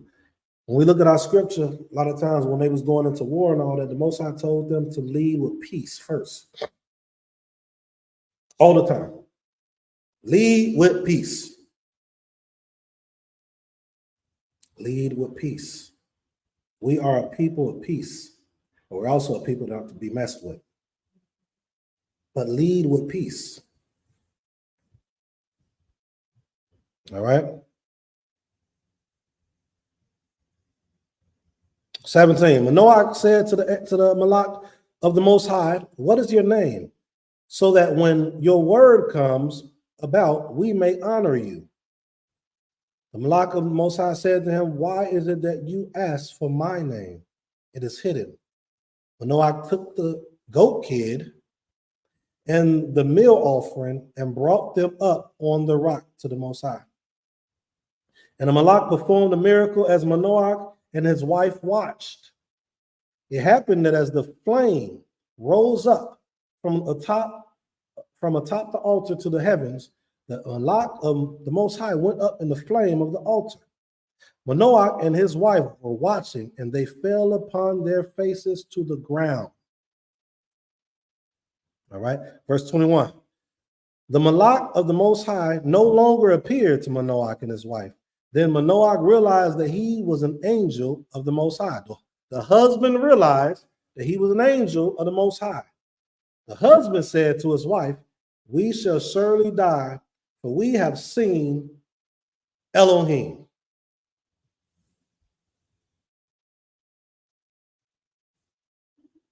Y'all already know where I'm going with this. Y'all probably know where I'm going with this. We shall surely die, for we have seen Elohim. It says mut, namut, ki Elohim ra'inu, right? Roeh, ani roah, ra'iti, I saw, right? Ra'inu, we saw. Mut, dead. Die, we will die, because Elohim we saw. That's what it says in the Hebrew. The culture was different back then. Now, granted, school of thought thinks this is the angel. Some think it's not. Either or, it's still the Elohim of the Most High.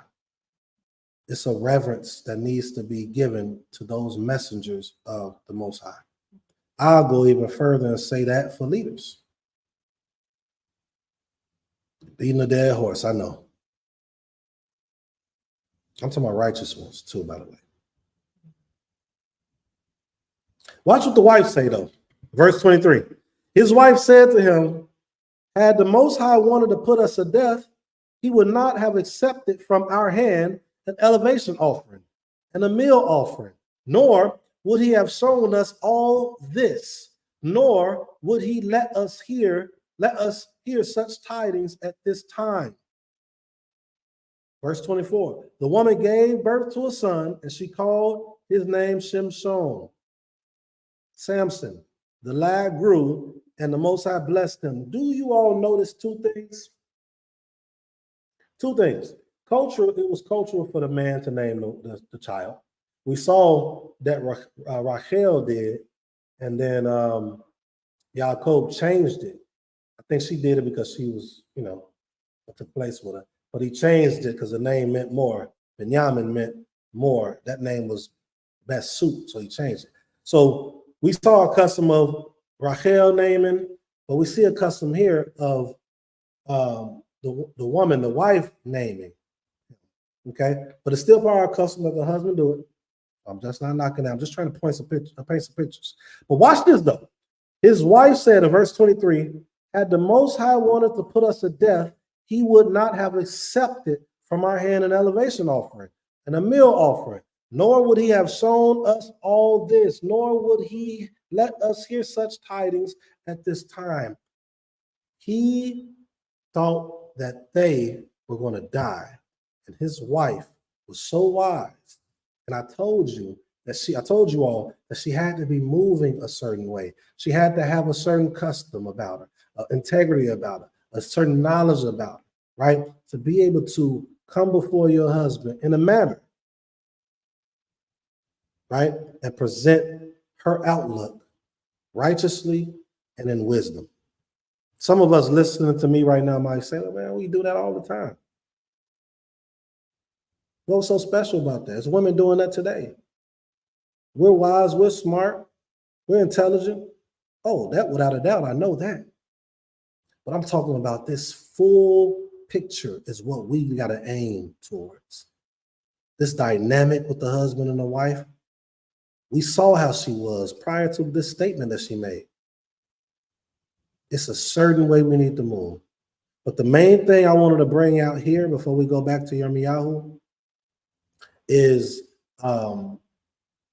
the knowing before the womb and the sanctifying, the things that were done. It wasn't, oh, I'm sanctified. No, it was things that were given to do, and they did it. You can't just say you're sanctified, people.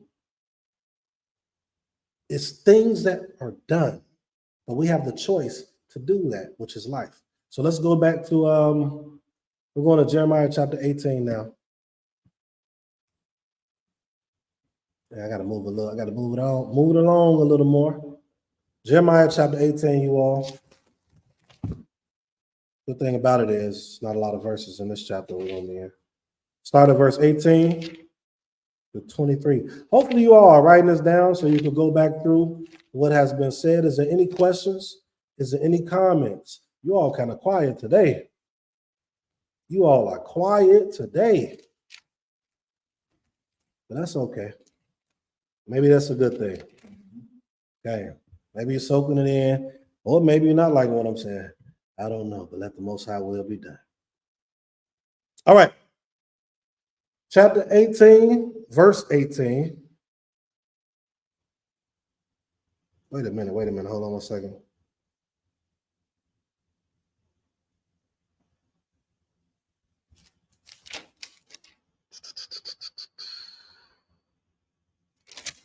I think I wrote the wrong scripture down, but we're going to, oh, there we go.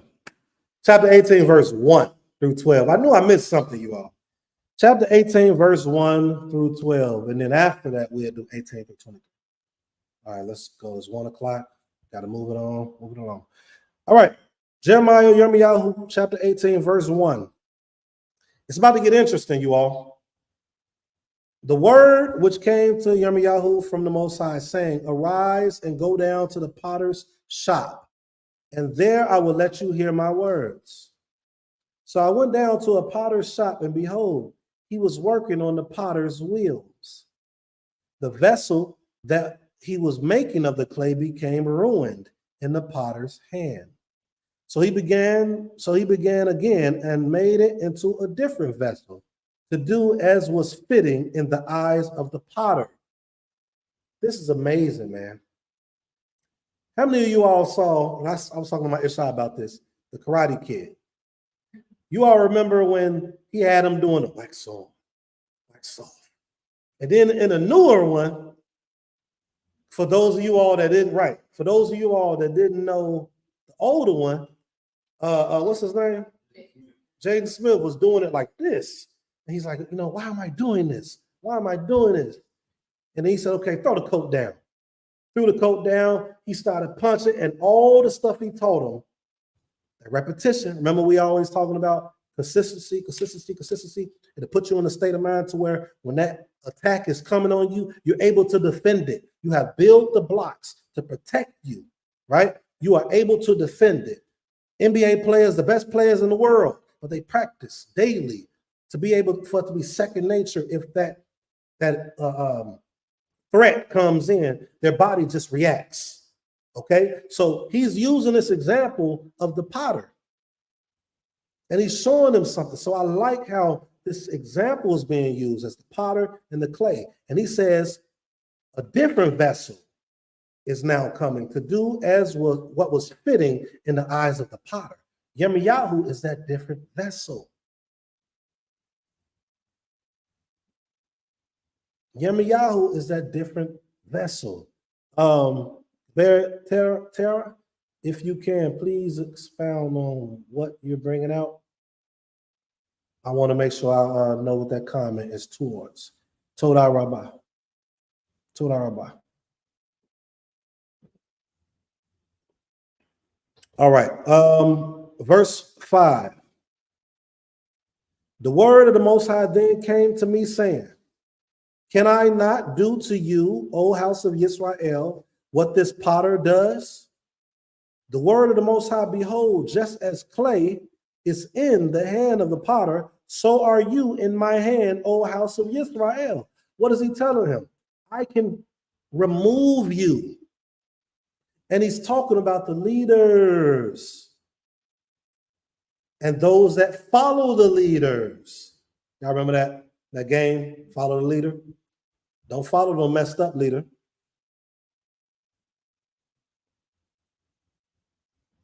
Cain, they both were moving in circumcised hearts to the will of the Most High. Toda Rabbah. That is a fact. We just read about that. I don't know how long you've been here. We was in Devarim in the beginning, and it talked about circumcised, your mind, your heart, right? And this is what is being brought out right here. These leaders, who's the clay of the potter, which is the Most High, is about to get removed because of what they're doing. They're uncircumcised. Let's keep going. All right, so it says, the word of the Most High, behold, the end of verse 6, behold, just as clay is in the hand of the potter, so are you in my hand, O house of Israel. One moment I may speak concerning a nation or a kingdom to destroy, demolish, or annihilate. But if that nation repent of its evil deed of which I had spoken, then I relent of the evil decree that I had planned to carry out against it. 2 Chronicles 7:14, even though that was towards Israel. Isaiah chapter 1, let us reason. Clean yourself. Oh, only one. I ain't gonna go into that. Clean yourself. You can do it. Right? If you repent, he said. Ezekiel talks about that. So he said, if you repent, I will repent from the evil decree, or relent the evil decree that I plan to carry on out against it. And this is for other nations, it said too. Remember earlier I was saying that he's not a respecter of persons? Those that want to serve the Most High can serve the Most High. I know the different schools of thoughts. I get it. All right. Verse 9. Let's go to verse 12. So, or one moment I may speak concerning a nation or a kingdom to build and establish it. But if they do what is wrong in my eyes, not heeding to my voice, then I relent of the goodness that I had said to bestow upon it. Do you remember earlier when I had brought out and it said, most I said, now I know, and I said that it has a path. I gave you these things. This is life and death. It's your choice to choose it. So they was doing things that was wrong. They repented. So now I relinquished relinquished what it is that was an evil decree. But also the people that I had said, hey, this is going to be great for you. If you're not doing it, then I can remove that one too. So now, please say to the people of Yehuda or Judah and to the inhabitants of Jerusalem or Jerusalem, saying, then said the Most High. Oh, let me make sure I'm doing it right. Yeah. Then said the Most High, behold, I am fashioning evil against you, and I am devising a plan against you Repent now, each man from his evil way. Improve your ways and your deeds. Life is your choice, you all. But they will say it is hopeless, for we shall follow our own ideas, and each one of us will act according to the vision, evil vision of our heart. It's tough. It's so tough because many of us believe that we're doing what thus says the Most High. Some of us know we're not. And we're going to do according to what we want, our evil vision. But the Most High told him this is what's going to be said to him. But he still has to send this messenger, this prophet. Because where there is no law, there's no judgment. So something has to be sent and said to this person or to these people. All right, let's jump down to, I'm gonna jump down to verse 18, still in chapter 18.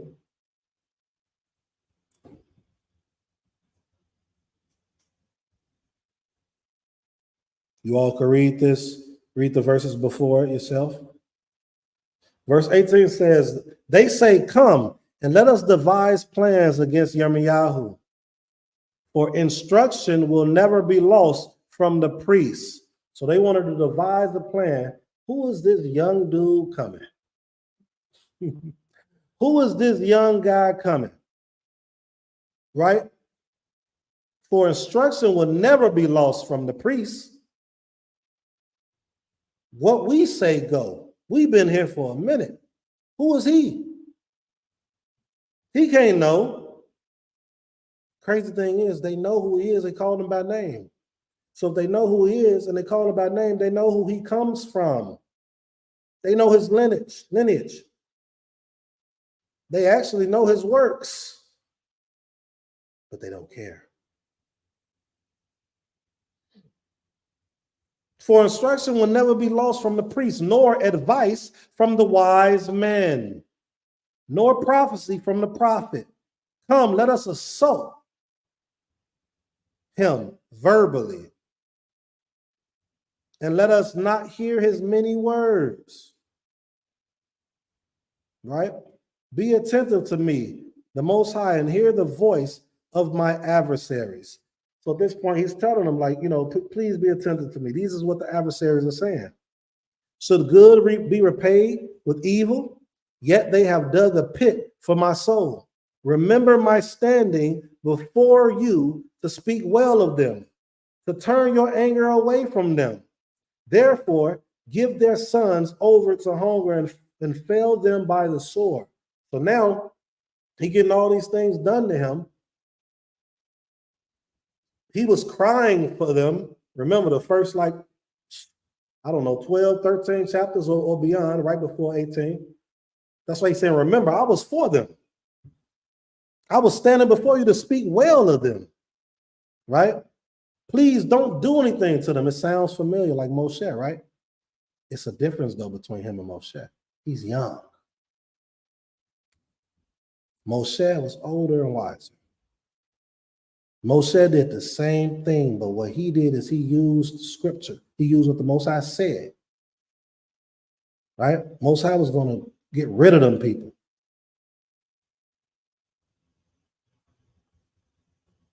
But he was the meekest man, right? Humble.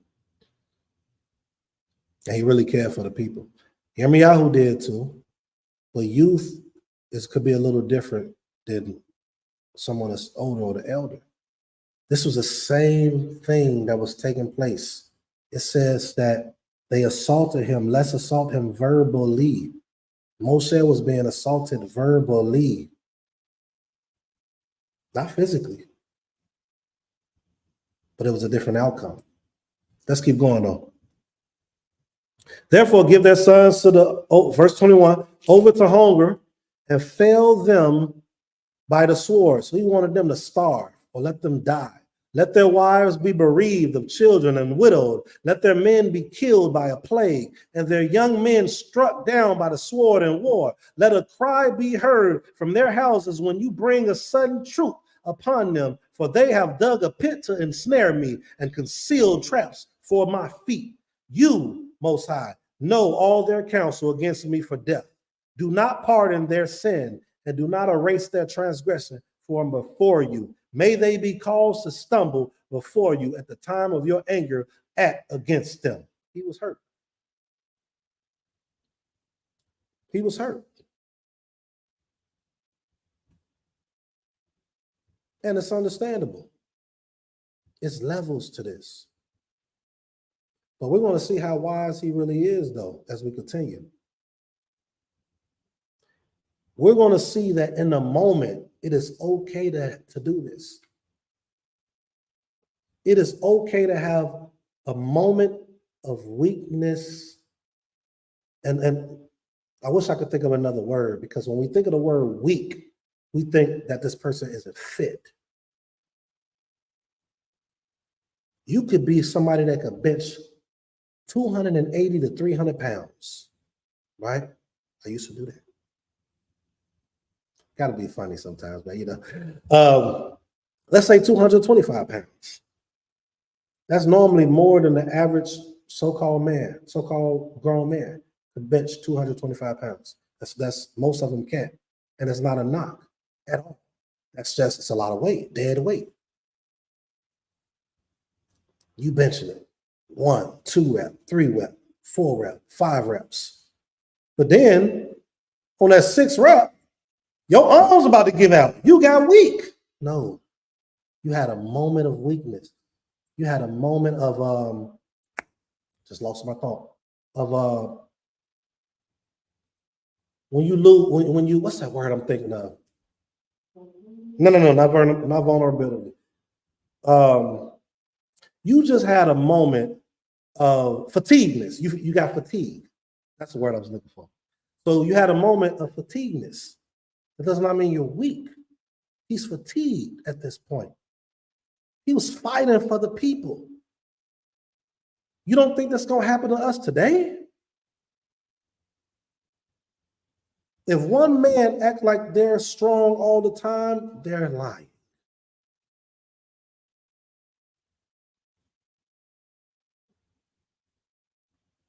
Period. You may have a man that can be strong for a very long time, but it's going to be a weakness in there at one point. See, they teach that he gave up and he just stopped believing, or he stopped talking to the Most High. And that's cool.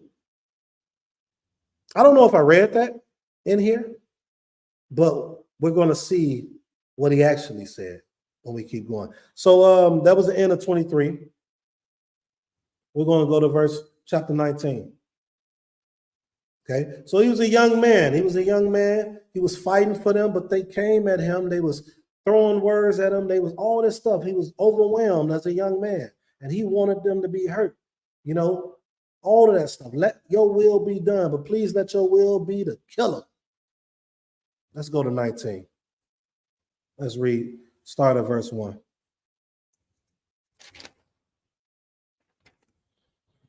Hmm, 120. Let's start at verse 1. Thus says the Most High, go and buy a potter's earthenware bottle and take with you some of the elders of the people and some of the elders of the Kohanim. This shows you that you should not be moving alone, y'all. We move together. How can you do the will of the Most High if you're only doing it by yourself?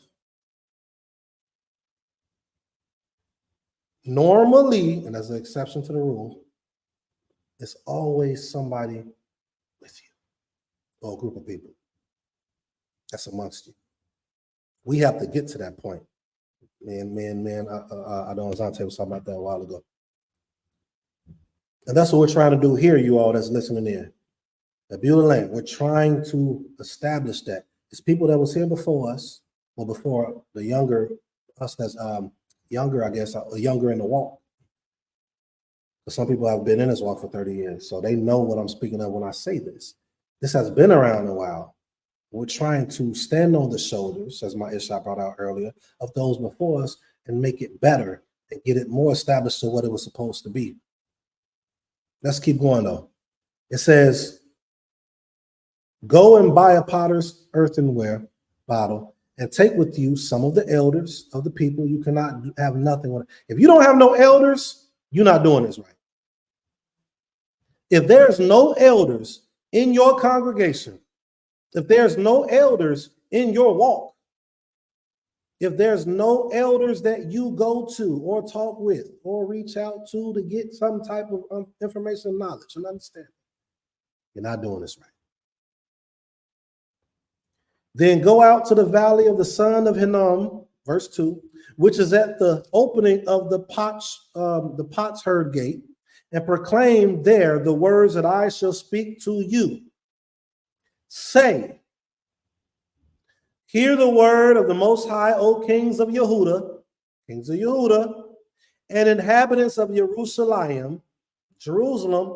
Thus says the Most High, Master of Legions, Elohim of Israel. Behold, I am bringing such evil upon this place that whoever hears of it, his ears will ring, because they forsook me and estranged this place from me, and they burned incense in it to the mighty ones of others that they had not known. And they and their forefathers and the king of Yehuda, and they filled this place with the blood of innocent people. So this ain't talking about the innocent people. Who got power over innocent people? And they built the high places of the Baal, at which to burn their sons in fire as burnt offerings to the Baal, which I never commanded, nor spoke of, nor even considered in my heart. This reminds you of Hilkiah the high priest, when Josiah was amongst these people, just like right now. These leaders who Jeremiah is coming against are teaching the people, and the people are amongst them. That's the same thing with Josiah coming in as a king. These same things that they were doing to the mighty ones, serving incense, all these deities that we didn't even know. And Hilkiah, the high priest, brought it to Josiah, and Josiah destroyed it all. I mean, killed people too. All them priests and them that was up in the temple, done. That's why it says that he did all things right in the eyes of the Most High. Now, Yirmiyahu's doing the same thing right here. Verse 6, therefore, behold, days are coming, the word of the Most High, when this place will no longer be called Topheth or Topeth, and the valley of the son of Hinnom, but the valley of the killing. In this place, I shall make void the council of Judah and Jerusalem. The council. Who's the council? The leaders.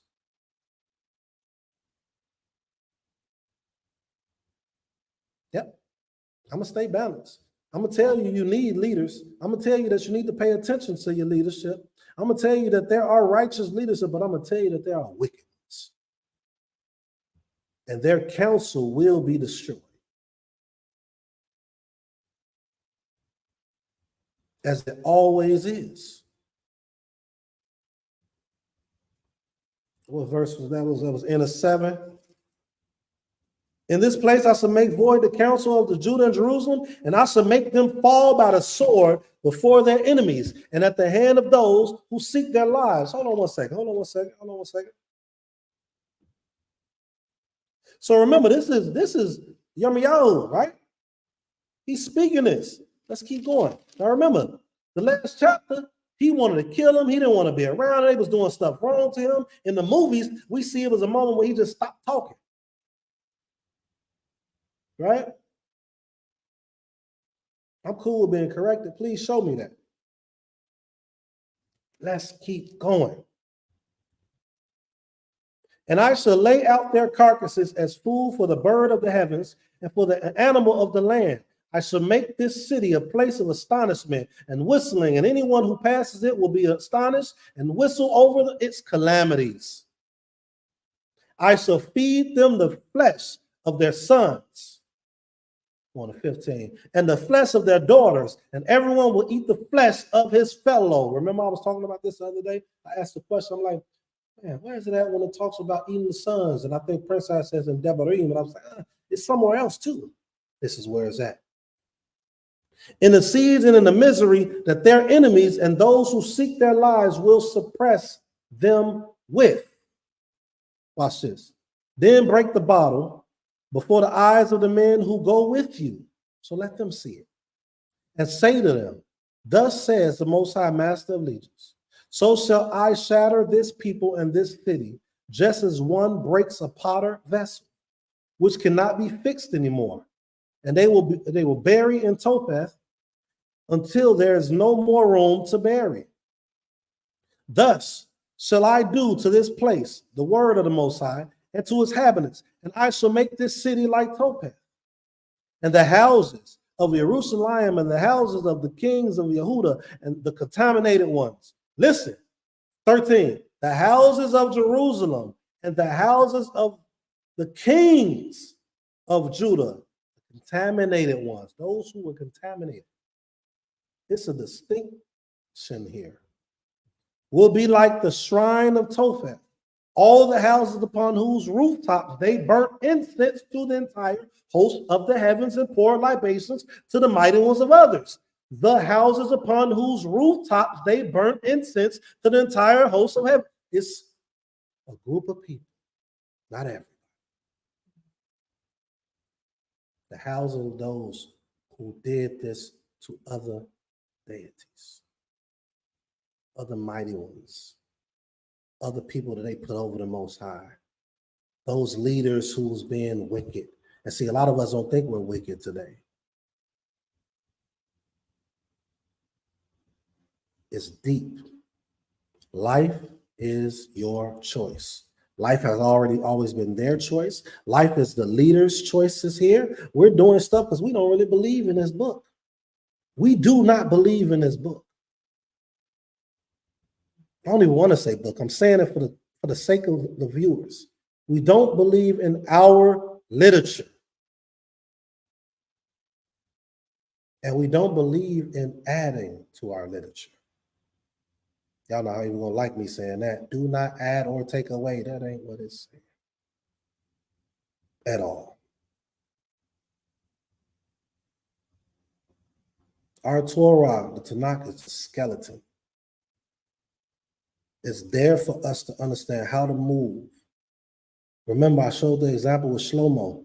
That wasn't in the Torah what he had them do, was it? That wasn't there at all. Certain things has to be put in place because for the sake of our people today are reading this book with no foundation. As my mentor, teacher, Chief Prince Abelard Belewi Adeke would say, we are the gatekeepers, so we have to protect this house, this gate. And that's what we're losing. Let's keep going. 14. Yirmiyahu then came to Topheth, where the Most High had sent him to prophesy. And he stood in the courtyard of the temple, and the Most High said to all the people, thus says the Most High, Master of Legions, the Most High of Israel, behold, I am bringing upon the city and upon its surrounding cities all the evil that I spoke concerning it, for they have stiffened their necks, not listening to my words. All right, let's stop right there. Is there any questions, any comments? Because we're about to keep going. It's 1:30. I want to finish this, but is there any questions or comments? Anyone? Any comments? Any thoughts?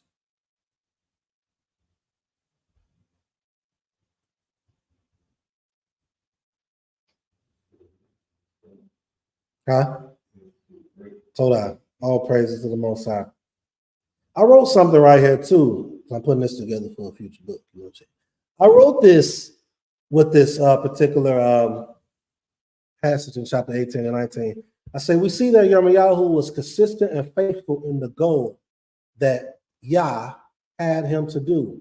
Although he had moments that he was trying to understand the reason behind certain matters, it seeming the wicked was thriving, even though they weren't living out his will, the Most High's will, how they continue to keep him in their mouth, but did contrary to what it was instructed. Right? So they kept him kept the Most High in their mouth, but they did contrary. Jeremiah respectfully asked these things, and Yah knew it because he knew the inner parts of his thoughts. He still continued to carry out his task to the letter. The letter means of what's being said to him, commanded upon. And I hope I could find the scripture. I feel like we skipped it. Hopefully I didn't, to where you're going to see that he never really gave up. It's movies that teach that, but he never really stopped. I'm going to try to find it while I'm teaching this, or while we're having this discussion. It says, he still continued to carry out his task to the letter, what Yah had instructed him to do.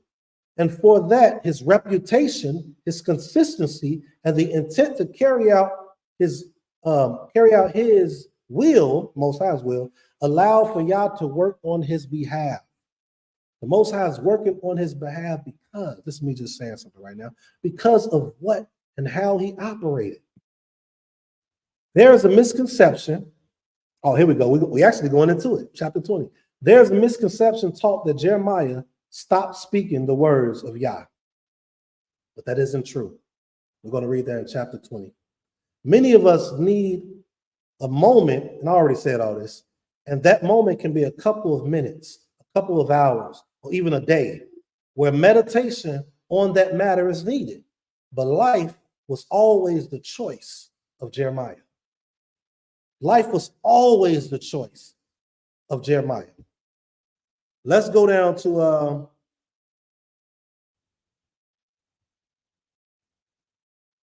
okay, let's start at 7. I'm not even going to jump down to 11. We're going to do 7 through 12 really quickly. This is the complaining. This is what people go to when they think that he's done speaking the words of the Most High. This is what people go to. You persuaded me, Most High, and I was persuaded more forceful than I, and you prevailed. I have become a laughing stock all day long, and everyone really ridicules me. Whenever I speak to them, I shout, corruption, robbery. Do I proclaim for the word? Do I proclaim? For the word of the Most High has become a source of shame and derision to me all day long. Yet, if I would say I will not mention him and not speak in his name anymore, his word will be like a burning fire in my heart, stored in my bones, and though I might struggle to contain it, I could not. It said, yet if I would say, I will not mention him and not speak in his name anymore. It didn't say he did not mention him anymore. It did not say he stopped talking to him anymore. He said, yet if I would say, quotations, I will not mention him and not speak in his name anymore, his word will be like a burning fire in my heart, stored in my bones. And though I might struggle to contain it, I could not. He couldn't do it. He couldn't stop talking. He couldn't do it. It's going to still push out. But we're taught different in the movies. Let's keep reading though. For I have heard the slander of the many, the multitude gather round about, saying, tell it, let us tell about him. All the men that I thought were at peace with me wait for me to become hobbled. My friends, people who was cool with me, I thought they waiting for me to die. They waiting for me to get killed. They waiting for me to get jumped and all these by these leaders. Let's keep going. Perhaps he can be enticed so that we will be able to overcome him and take our revenge against him. But,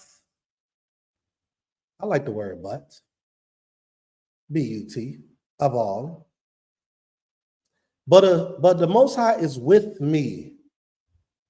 But the Most High is with me like a mighty hero. And therefore my pursuers stumble and cannot overcome me.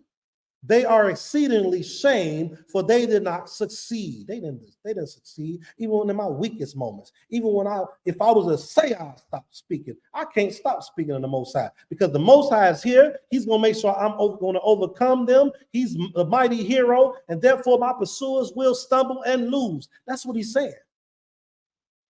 With lasting disgrace, that is not forgotten. He didn't forget that, not one bit. Where these movies come from?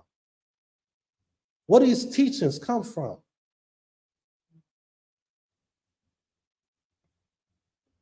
Verse 12, O Most High, Master of legions, who discerns the righteous one, for he sees innermost thoughts and feelings.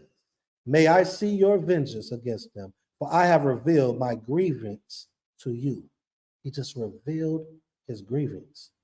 That's it. That's it.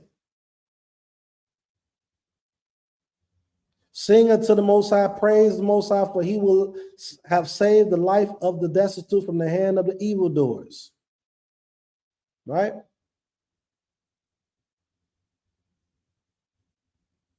Let's stop there. Let's stop there. We're going to go to it's 136. We're going to go to chapter 21. You know what? We got time. We have time, you all. I'm going to get us through it.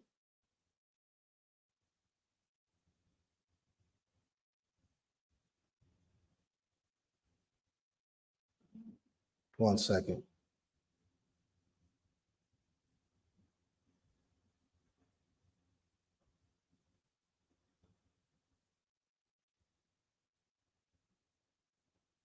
All right. So we sit up here and we look at, it's like no one here that's listening to my voice has never complained about what's going on in their life. There's different levels that we're at. We already know that he's a young man. He's young. He's not older. Right? So he may not be at the level of a Moshe, but he still has wisdom. He still has understanding. Okay, this may be going on. I may be complaining. Eob did the same thing, but we didn't say he left the Most High. Did we? We didn't say he left the Most High. He complained. And they still chose life. All right, let's keep going. 21.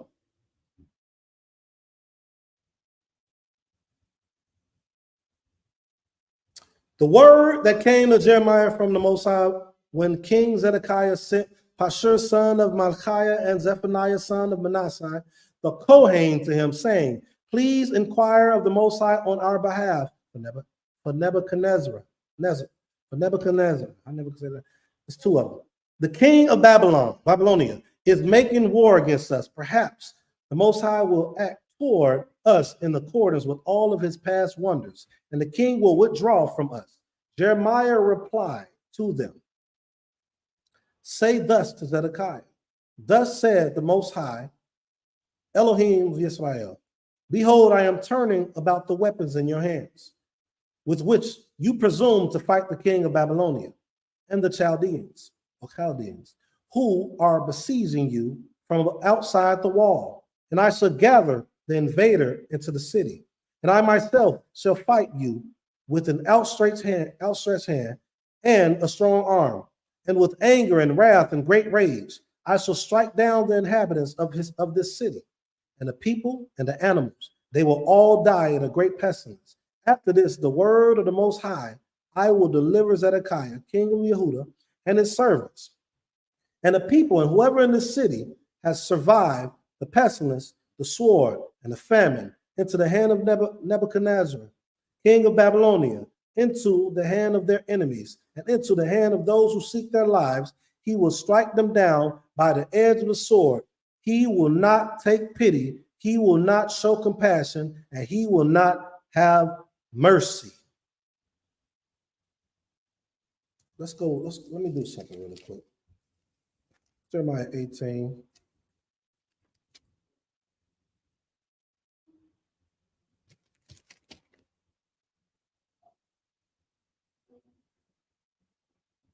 So when you read this, the reason he's not having mercy, he's not showing compassion, none of that is because of Jeremiah chapter 18, verse 11 through 12. You all can write that down if you haven't. Jeremiah chapter 18, verse 11 and 12. This is the reason why he's not showing that compassion. He's not showing that mercy, right? And to this people you shall say, thus says the Most High, behold, I place before you the path of life and the path of death. Whoever remains in this city will die by the sword, or by famine, or by pestilence. But whoever leaves and surrenders to the Chaldeans, who are besieging you, will live, and his life will be his spoils.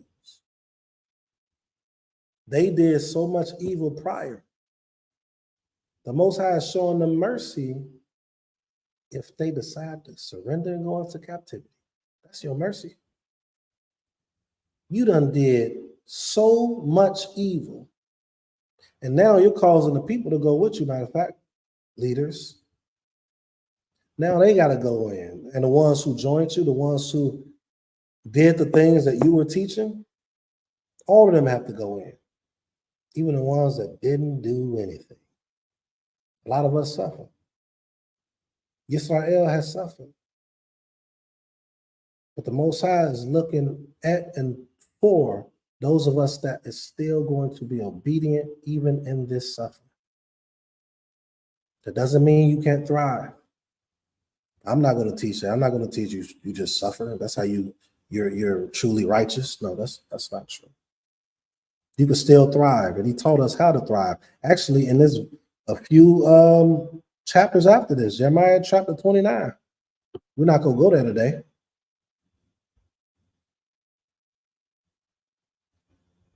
For I have directed my attention to this city, verse 10, for evil and not for good, the word of the Most High, and it shall be delivered into the hand of the king of Babylonia, and he will burn it down in fire. Okay, we're going to move on because no one's asking any questions, so I'm assuming we're just listening.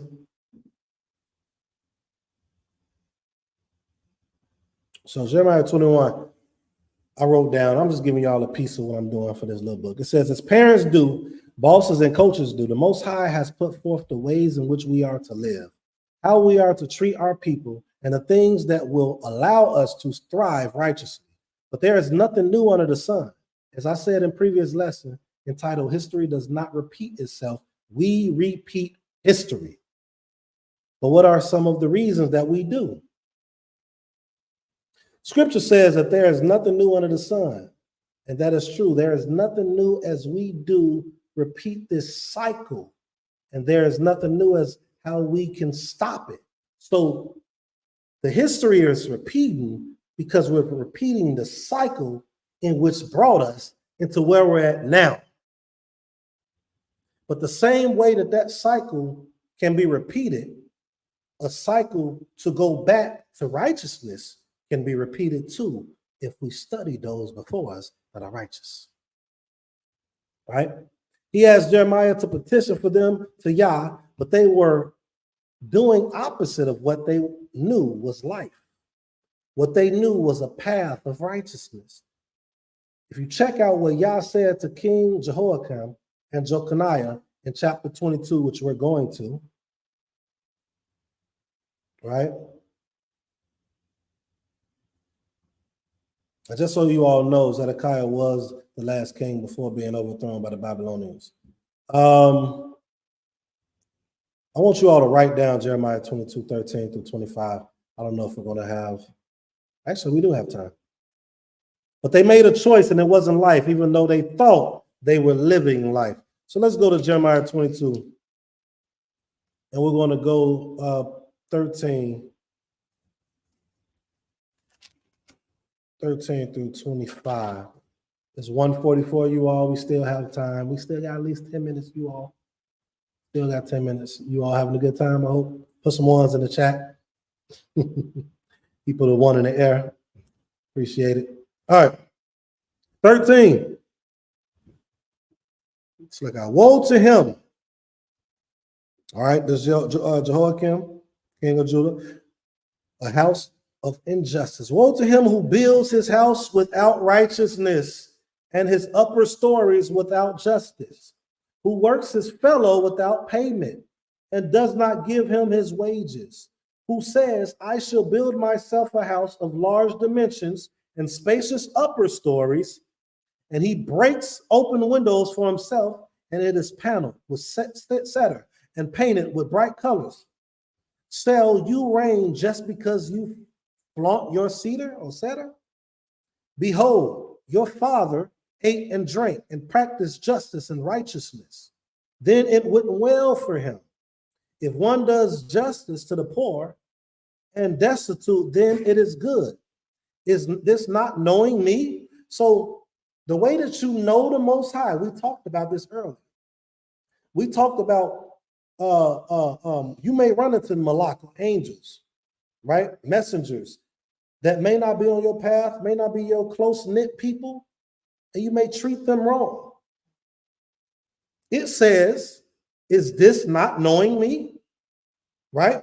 By showing justice to these people, being righteous, being balanced. That's how you know the Most High. How you treat someone else is how you know the Most High. The first couple commandments is towards the Most High. The rest of them is how you treat people. Most of y'all know that already. Why are we not doing it? It says, verse 17, but your eyes and heart focus on nothing but your profit. Profit. You only focusing on you. And granted, you all, I know it's hard or harder today. And that shows something about you if you understand that it is harder today because you weren't grown or you wasn't raised in this culture, most of us. So you're around a lot of people that don't have this mindset, but that mindset has to start with you. It says, but your eyes and heart focus on nothing but your profit and upon innocent blood to shed and to practice oppression and persecution. We do this and we don't even know it. Therefore, 18, thus says the Most High concerning Jehoiakim, son of Josiah, king of Yehudah, they will not lament for him. Woe, my brother, woe, my sister. They will not lament for him. Woe, master, or woe, his majesty. With the burial of a donkey will he be buried, dragged and thrown beyond the gates of Jerusalem. Right? Go up, verse 20, to Lebanon and cry out. In Bashan, raise your voice, cry out from all sides, for all your paramours have been crushed. All your paramours, lovers of Babylon, has been crushed. 21, I spoke to you while you were trying. Let's stay on that real quick. A lot of us are lovers of this country that we're in. We put this country and its customs and ways over our literature. There are things that we have to abide by. Jeremiah 29. We gotta make peace here. Actually, it talks about praying for where you're at. So it's things we have to abide by, but we shouldn't put stock in that more than our culture, literature, the Most High. So when we do that, we become paramours or lovers of this government, this power that is outside or opposite of our power, our Most High.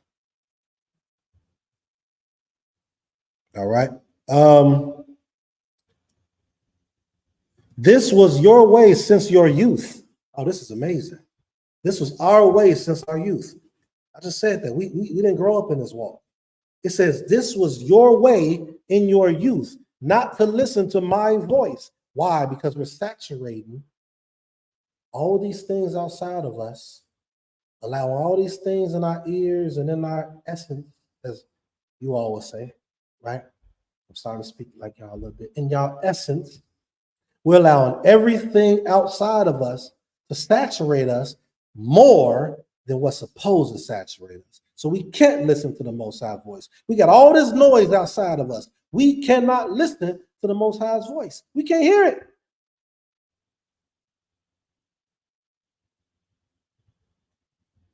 Verse 22, all your shepherds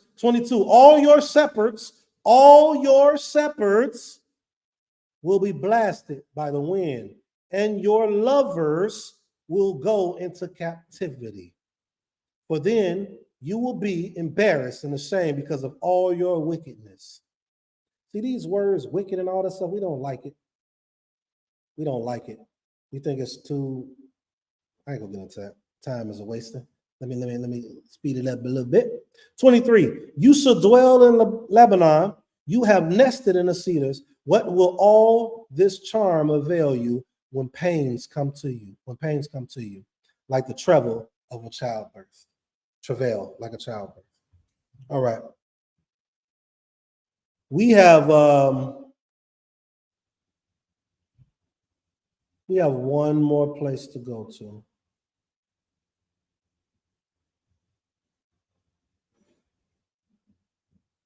We're going to go to 23 and 32. That's it. 23, chapter 23, verse 32. And this is what I've been trying to push so much as I have been present here, or just on this path in general. And verse 32 says, behold, I am acting against those who prophesy with false dreams, says the Most High, who tell them and mislead my people with their lies and with flippancy. I did not send them nor command them. Why? Because you will know that they were sent by how they walk, their consistency in which, or the direction that they're moving. You will know that they chose life based upon if they're carrying out what has been instructed for our culture. So he didn't send them nor command them. Why? How can you tell he didn't command them? Because if he commanded them, they will be doing what was commanded. Simple. If they're not doing what's commanded, more than likely they're not sent by the Most High, y'all. They were of no benefit to this people. If they're not beneficial to the people, I'm not just talking monetarily. If they're not beneficial to the people, 9 times out of 10, they're not sent to the people.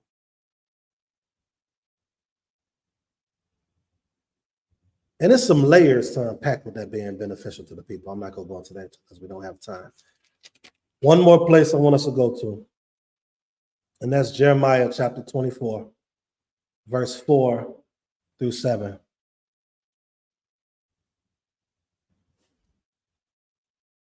And we're going to close out with this. The word of the Most High then came to me saying, thus says the Most High, okay? Elohim of Israel, like these good figs, so shall I recall the exile of Yehudah, whom I expelled from this place to the land of the Chaldeans for goodness.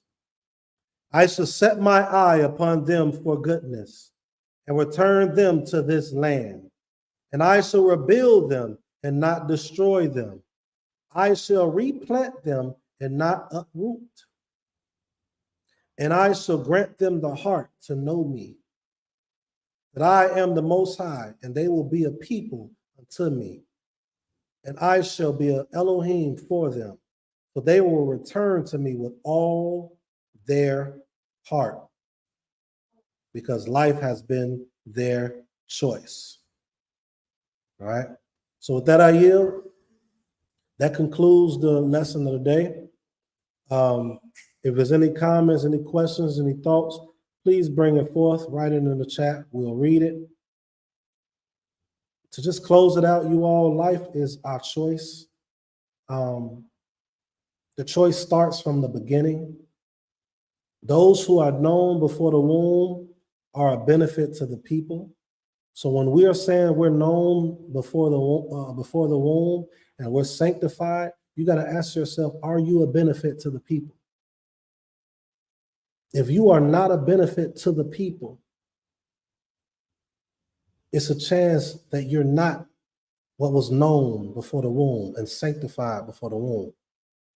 That does not mean you're not a benefit to your house, but that just means that that's not your calling. These individuals that was known before the womb had a calling for the people. Shemuel, known before the womb, had a calling for the people. Samson had a calling for the people. He was known before. Josiah had a calling for the people. He was known before. Jeremiah had a call for the people. He was known before.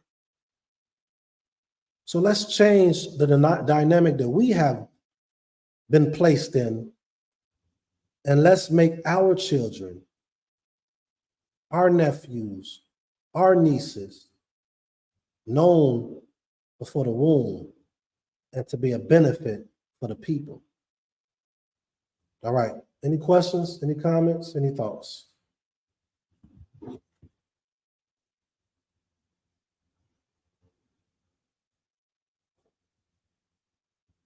All right, let me just go through some of the, y'all been silent today. Let's just go through some of the comments, which was only about 2 of them. Aim Katel says, evil targeted for us can be circumvented if we repent and turn away from evil paths and back to the instructions of the Most High. That's facts. The Bear Kaza says, great lesson, Torah Rabbah. And Katel still also says, the leaders have a great responsibility to lead in righteousness because the rise or downfall of their nation group followers is tied in their leadership. This is true. I want to add that also those things that you mentioned is also tied into the people. What you brought out is more than what I'm saying, actually, but it's still a mix in there. If it wasn't for Moshe, for example, those people, you saw what Aharon went through. I think Aharon was scared, in my opinion. But the people caused him to do that. And if he would have stood firm, maybe the Most High would have stepped in and off them, or maybe he would have been killed. I'm not sure. But I do know that the people can, if the leader is not strong, the leader is not stern, but balanced, got to be balanced, got to be able to relate and be able to understand, what's going on with each individual, how to approach it. But if the leader is not strong, then the downfall does lie on him first. But the people is something else sometimes. Extremely. And then they blame the leaders. But what's happening is the leaders are just not strong enough. Because I'm going to tell you right now, I'm not bending. But with that being said, you all, since there's no comments, there's no thoughts, I don't know if everyone's tired today or what it may be. May the Most High bless and guard you all. We will have a second class. That second class mainly, more than likely, will be dealing with just the commandments. So I'm asking all of you all that's here, please come back for the second half of the class so we could go over the commandments. Not the commandments, luckily, the law, right? The law. You can't pick the commandments, the top 10, the first 10 commandments. You can't pick those. And let's go through it. Let's build off of those laws. If you have any questions, Any comments? Let's do it. Let's really spend some time in it. So you have time. You have time to find your scripture now. All right. Aim Katel says, under Moshe, the people were led by other leaders. Can you expound on that? Can you expound on that? Are you talking about the elders that he put in position due to his father-in-law, Jethro, who gave him the suggestion to do that so he won't be overwhelmed? Are you speaking of that?